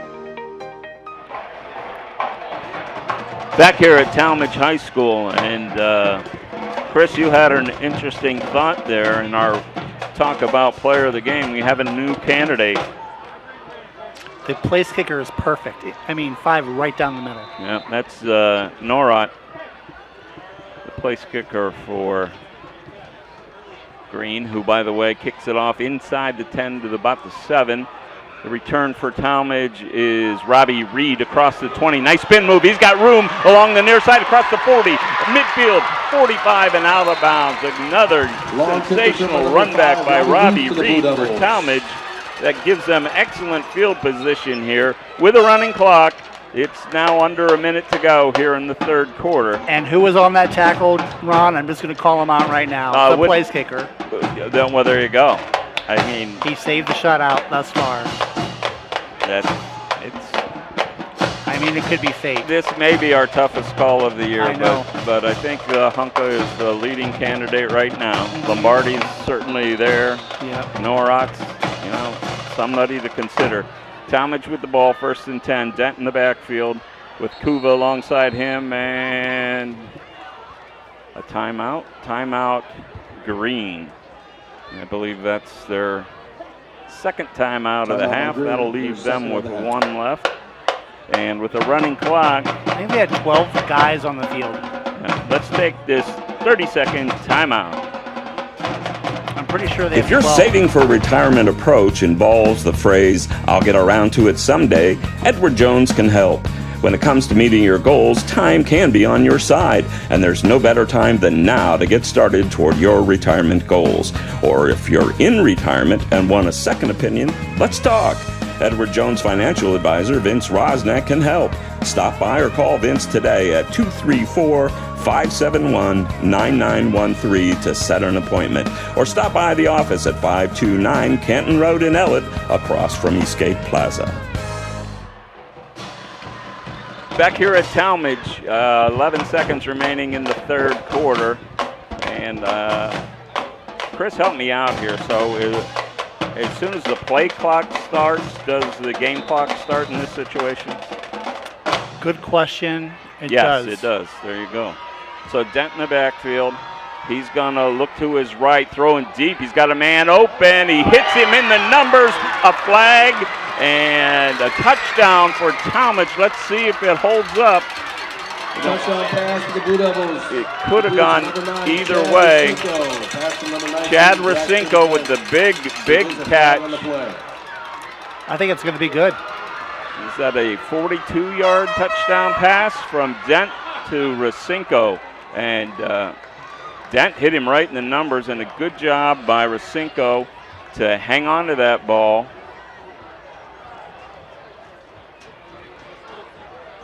Chad is a 5'11 junior, plays both ways. On to attempt the extra point for Talmadge is Ben Bocut, I'm sorry. And as soon as he attempts this, we'll take it to the fourth quarter. Spots down, kicks up, plenty of leg, and he got it through. Snuck it through the near side. So Talmadge at the end of the third quarter gets on the scoreboard. A nice 42-yard pass from Dent to Rasinko, and it's a 35-7 lead for the Green Bulldogs. So something for the locals to cheer about here. And Chris, you know, I don't want to over-exaggerate this, but a couple of chances for Talmadge in the first half with big scores, and if those remain on the board, now we're talking about a two-score game going into the fourth quarter. But as it is, it's a four-score game. We are back down, however, under the magic number, so we will have a stop clock until Green would score again, if they score again. And we have one more play in the fourth quarter. There's 0.2 seconds left. Yeah. So, hey, every little bit helps Talmadge, I guess. So we'll see what happens here. So this is another problem with going 45 years in between broadcasting high school football. I knew we had tenths of a second in basketball. I did not realize high school football had tenths of a second. So let's see what can happen in 0.2 of a second. And Green is lined up for the potential onside kick. Yep, they just have one guy back. Everybody else within 5 yards of the 50-yard line. It is an onside kick. It gets across the 50, and it was loose for a while. But Green is on the ball at the 46-yard line.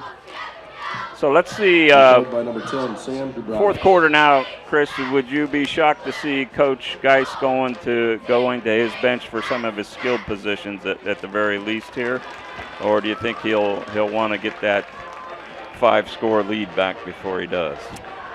I think he's bringing his offense out.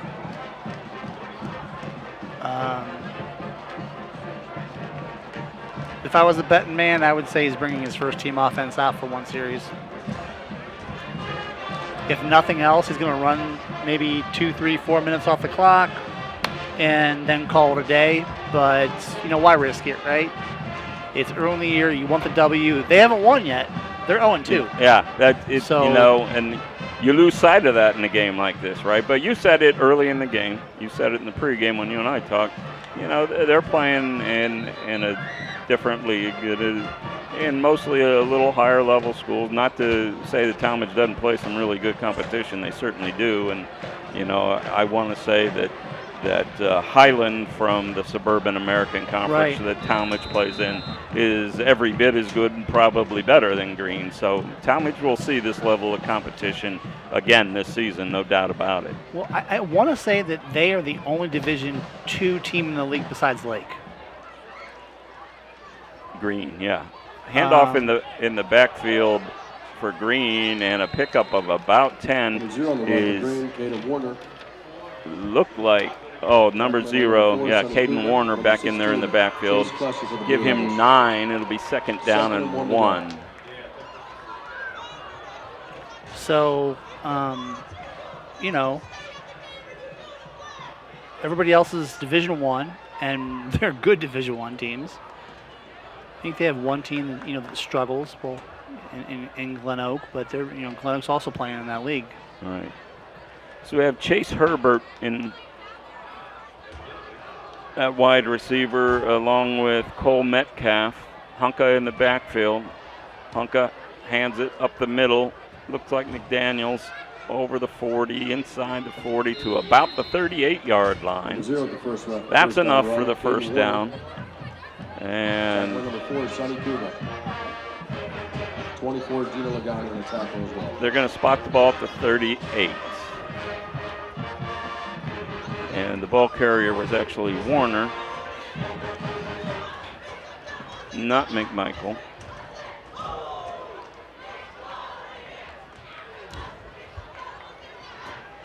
.47 clock running. Hunka. Hands inside to Warner. Busts the tackle across the 30, across the 25 to the 20, 15, 10, 5, and touchdown. Caden Warner with the score for the Bulldogs, and there's your answer. Coach definitely wanted another score before thinking about pulling the troops here. Another big run, 38-yarder for Warner, and they are really piling up the stats now on the far side. Ron, I think you called it. I'm sorry, Ron, for interrupting there. Ron, you called it. I think that is an example of fresh legs, fresh bodies, and they just, they're just taking over the game. Yeah, absolutely. Talmadge definitely worn out here.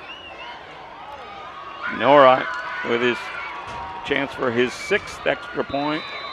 Plenty of his leg is not getting tired, Chris. 6 of 6. Those extra points seem to be flying further and further. That one right down the middle. And with that, Green has taken a 42-7 lead over the Talmadge Blue Devils. Let's take this opportunity to hear from our sponsor, Jobs for Ohio's Graduates. Jobs for Ohio's Graduates, JOG for short, is a workforce readiness nonprofit covering Northeast Ohio, including Ashland, Medina, Stark, Summit, and Trumbull counties, helping youth ages 14 to 24 and adults complete their education, develop soft skills, and start their careers. To make this possible, we need people like you to support the next generation of the workforce and partner with JOG today. Go to jogworks.org, JOGWORKS.org for more ways to mentor and hire JOG participants, attend events, and more. Back here at Talmadge High School, Green leads 42-7, 10-17 remaining. Just heard that the 50-50 here at Talmadge tonight went for over $600. That's great. I did not hear my name attached to it, but I'm happy for whoever name was attached to it. So at least there's some happiness somewhere here on the Talmadge side, I would assume. Well, of course, you don't know for certain that it was the Talmadge winner, but more than likely. You know, Ron, I don't think that we've talked about the facilities here tonight. Maybe we did, and I forgot, and I'm getting old. But what a great facility they have here. And the kickoff is squib, but I hear a whistle, and I don't. Yeah, there was a flag. Okay, offsides against Talmadge, and again, you know, that's the mental weariness coming into play. Just no focus there. Oh yeah. They'll move it up to the 45. I don't know that I've seen that in quite some time. Look at that. Anyway, yeah, Talmadge's facilities, beautiful. Not just the football stadium, but the practice facility, baseball facility back here, and of course they have a new high school over here to the right. Just really impressive. So Logan Norot, our candidate from the kicking position for player of the game, hits another squibber. It's coming into the hands of Robbie Reed at the 15. He's across the 20 and taken down at the 21. The Blue Devils will have it 1st and 10. So we're really going to have to start narrowing this down, Chris. And as much as I'd love to give it to Logan Norot, I don't think he's a candidate now. Or Mario Lombardi. I think it's on the offensive side of the ball, and to me, and feel free to make a pitch for somebody else, but it's either Hunka or McMichael. McMichael had a huge game, both scoring and yards-wise. Yeah. And Hunka, he's the maestro. He's putting it all together. He certainly is, and they have a nice change-up situation there with Warner as well. I thought we might see a backup quarterback for Talmadge, but not at this point. It's still Braxton Dent. He hands off inside to Kuva. Sonny Kuva up across the 25 to the 27-yard line. Give him 6 on the carry, brings up second down 4 for the Blue Devils. You know, McMichael, man, what a workhorse. 1, 2, 3.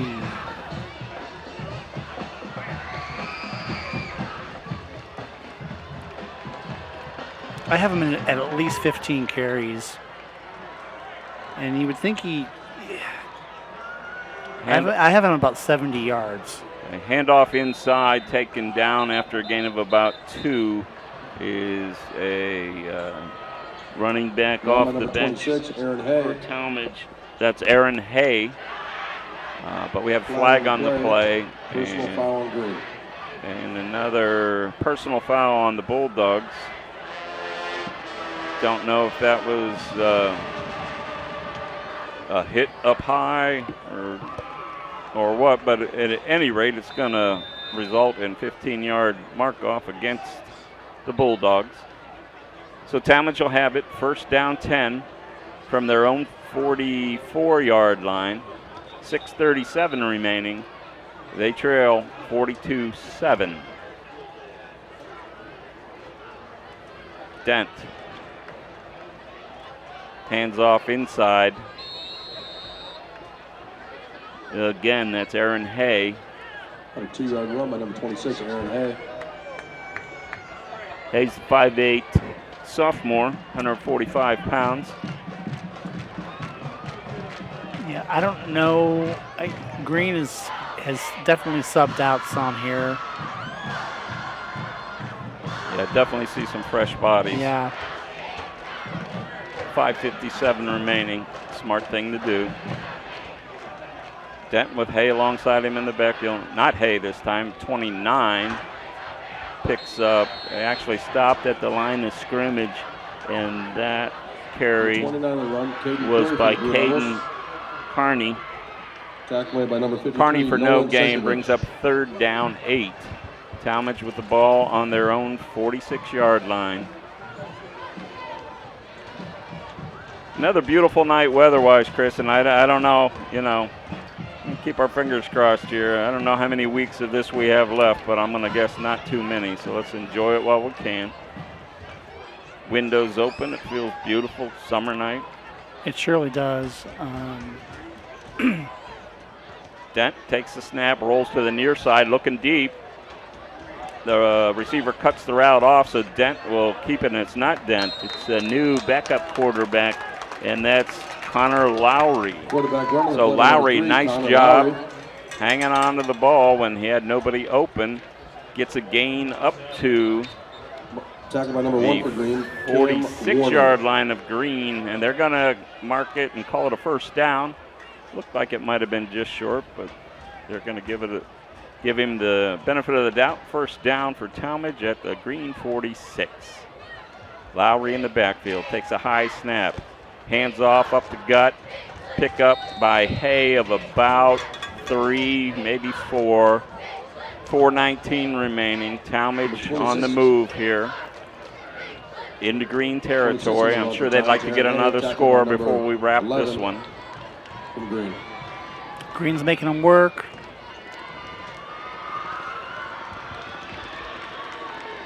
Lowry's a sophomore.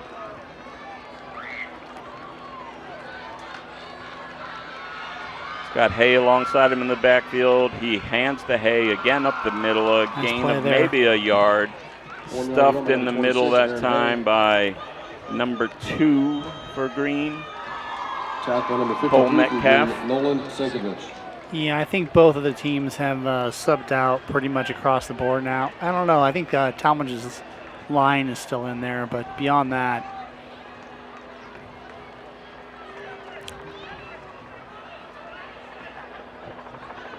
We're down to 3:22 and clock running here, fourth quarter. Talmadge down big, 42-7. Lowry fakes, rolls to the near side, looking downfield, can't find anybody, and does the wise thing and tosses it out of bounds. Got hit after the play, but apparently a legal hit, no call. That brings up 4th and about 5. 4th and 5 to go for the Blue Devils. And the Blue Devils obviously will go for it in this situation. Nothing to lose at this point. Well, they certainly have battled all night long, and it hasn't quit yet, which is good on them. So they'll go into the league season 1-2 in the non-league season, and likewise Green will go into the Federal League 1-2. Who did you say they have next week? Get it right after this play. Nice pass from Lowry for the first down. He hits. That's going to be 15 yards. That's going to be 15 yards on top of that, Ron. Another personal foul. Another personal foul. The player from Green just grabbed the kid's helmet or shoulder pads and threw him down after the play.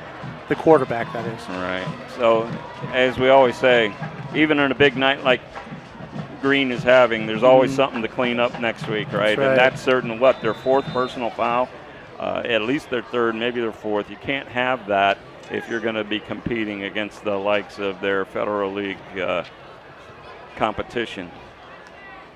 Lowry in the backfield, hands to Hay, jukes, gets towards the sideline, pick up of maybe a yard on the play, brings up 2nd and 9, clock running at 1:30. To answer your question, Chris, it's either Barberton or I know Coach Hay thought he had Copley. Yeah, I believe it's Copley. So he thought he had a couple of winnable games coming up in the league. So, and then they'll have Highland after that. Lowry takes the snap, looks to the far side, hits his man at the 10. It's dropped, and they're going to call it incomplete. So that'll a nice play by the D-back. That'll not stop the clock because we're back into the running clock situation. We're down to 53 seconds. I'm guessing Talmadge will get off one more play here on 3rd and 10, possibly 2 if they hurry. See if they can punch one in here. Connor Lowry, calling signals, high snap. Looking downfield and cannot connect with his receiver, who was Carter Lowry, his brother. So there's a nice combination, brother to brother. Who was at fault? They'll find out at home tonight, right? I know Mom and Dad are here. Maybe they'll decide. So Talmadge will take the opportunity for one last play here as we're counting from 13 seconds on 4th down and 10 in the red zone. Lowry back to pass, throws in the end zone, nobody home. And no flags, no laundry this time. That'll take us to the final seconds. And our final score from Talmadge. The Green High Bulldogs 42, the Talmadge High School Blue Devils 7. Chris, we're going to have an opportunity here, one last opportunity to decide on our Cambria's player of the game. We're going to take this break, and we'll be back to see who it is. Hi, this is Ronnie Kemmer, owner of Cambria's Bistro. We are located in the heart of downtown Wadsworth at 132 Main Street. Cambria's Bistro is a family-owned establishment that brings together the best of two worlds, the rich traditions of Italian cuisine and the contemporary favorites of a pub and grill. Reservations are not required but recommended by calling 330-331-5282 or 330-331-5357. We offer a casual dining atmosphere that is great for a family dinner, date night, or a special celebration. We feature a wonderful wine list with selections from Sicily to Napa Valley. We also have a great bar menu with specialty cocktails, many beers, on-tap beers, ciders, and seltzers. Cambria's Bistro also features San Pellegrino sparkling water. We are located in the heart of downtown Wadsworth at 132 Main Street. Come see us soon.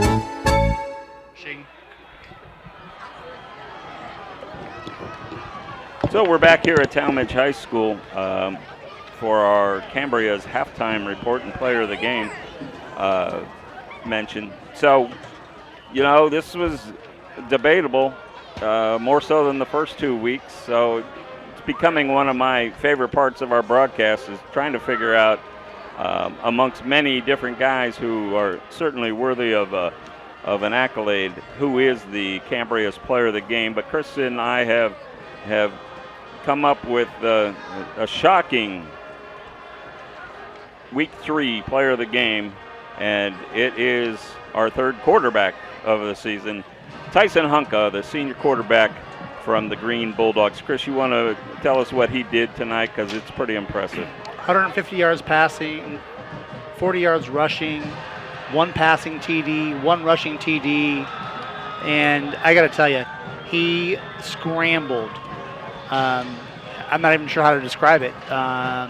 He saved the Bulldogs, countless yards with his scrambling ability, whether it was short dump passes, getting rid of the ball, gaining a few yards here and there. The numbers don't do it justice. He played a heck of a game, really controlled the pace of the game, and drove the Bulldogs down the field when they needed to. Great job by that by him tonight and the Bulldogs. So, thanks, Chris. And if any of Tyson's family are listening in tonight, he may not be aware of this, because we're probably not going to be able to catch up with him before the green bus pulls out of here.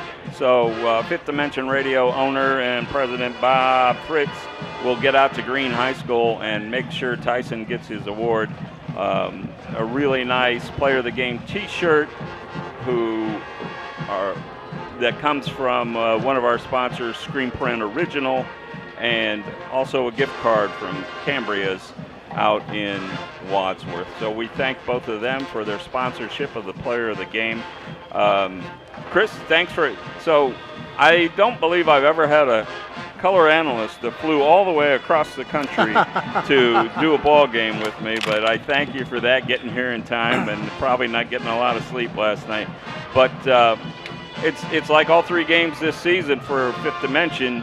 Pretty good to really good first halves, and then we're finding out teams that are banged up like Talmadge was, that have a lot of guys who play both sides of the ball, kind of wear down in the second half, and that's what happened here tonight. And that's not to diminish what the Green Bulldogs did. They were the better team, there's no question about that. They played clean football for the most part, and other than the penalties, which I'm sure Mark Geis is going to be addressing this week, because they can't have those. Those will cost them big time when they get into Federal League play. I agree. I'm excited to see how they do entering the Federal League. I also think this Talmadge team has a lot of potential. It would have been nice to see those 5 or 6 players that didn't get a chance to play tonight. Hopefully they're able to at some point in the near future. Really impressed with Coach Hay and what he's done with this program, and same with Coach Geis, right? 2 solid programs, 2 solid teams, and tonight just was not the Blue Devils' night. Give the credit to the Bulldogs. Yeah, and keep in mind, one of those missing players to injury, James Robinson for the Blue Devils, who they were hoping to get back tonight. Even more hopeful that he'll be back for league play starting next season. He's an all-Ohio caliber player, and at linebacker, what a difference it makes to have him out on the field, linebacker in line. So you can't say one guy was going to alone stop Green, but it certainly would have made a big difference having him out there on defense.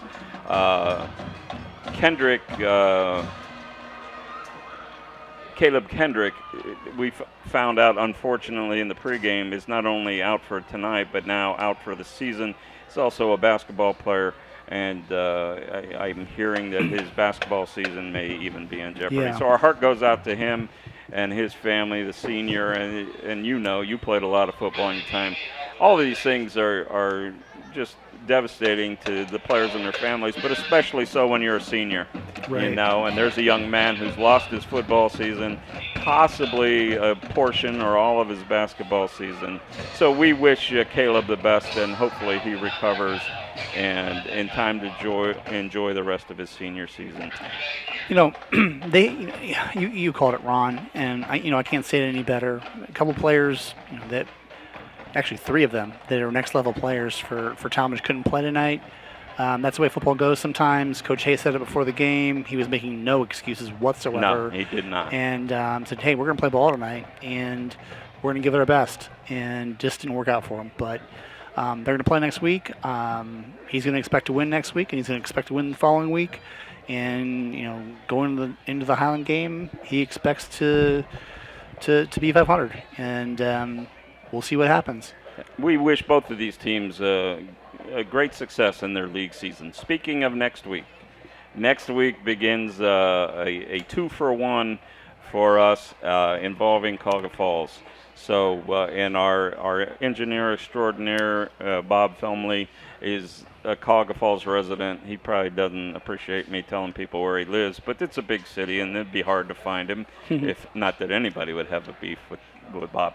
But big game, right, Bob? Bob's nodding to me here in the press box. It's the last game at Clifford Stadium in Cauga Falls against Barberton, who we saw last week. So we'll be interested to see what kind of progress they've made. Also interested to see how Cauga Falls did tonight. They already have a win under their belt, which doesn't sound like that big of a thing, but for that program, they're hoping to head in that direction. So that'll be a lot of fun and interest. And then the second to the last game, week 9, I believe, week 8 or week 9, we go back to Falls, but we go back to the new stadium at the new high school, Lambert Stadium. I'm not sure exactly how they're calling it, but I'm really looking forward to those. So we'll see our friends at Cauga Falls next week, and we hope you'll all join us. It'll be 6:45 airtime, 7 o'clock game time for Chris Canova, Bob Felmley, Bob Fritz. I'm Ron Whitmer. Thanks for joining us tonight. So long from Talmadge Larry Bagnoli Stadium, where the Green Bulldogs defeated the Talmadge Blue Devils 42-7. Introducing the Celebration Palace, a brand new and all-inclusive banquet facility located in Hartville in the North Plaza at 240 Kent Avenue Northeast. Still dreaming about your special wedding day or that occasion you're wanting to celebrate and you're not sure where to start? Well, you're in luck, because here at the Celebration Palace, we specialize in wedding and event planning. Whether you are looking for a venue or an all-inclusive wedding package, we have you covered. We help plan your special occasion. We have specialized vendors to help make your special day magical, and our prices are budget-friendly. So let us here at the Celebration Palace make all your special occasion dreams come true. You can give us a call at 330-587-2035 or check us out on our website, www.thecelebrationpalace.com. Stress-free, budget-friendly, amazing staff, and a stunning venue. The Celebration Palace, where your vision becomes a reality.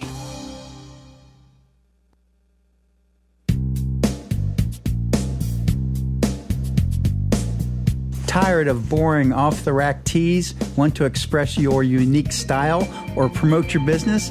How about create an unforgettable memory? Call us at Screenprint Original, 330-414-1635, 330-414-1635. We bring ideas to life. We offer high-quality DTF transfers on a variety of apparel, ensuring vibrant colors and lasting designs, from custom creations to bulk orders, all for you. If you have an idea, give us a call at 330-414-1635, 330-414-1635. You can also drop us a line at screenprintoriginal@gmail.com. We look forward to serving you.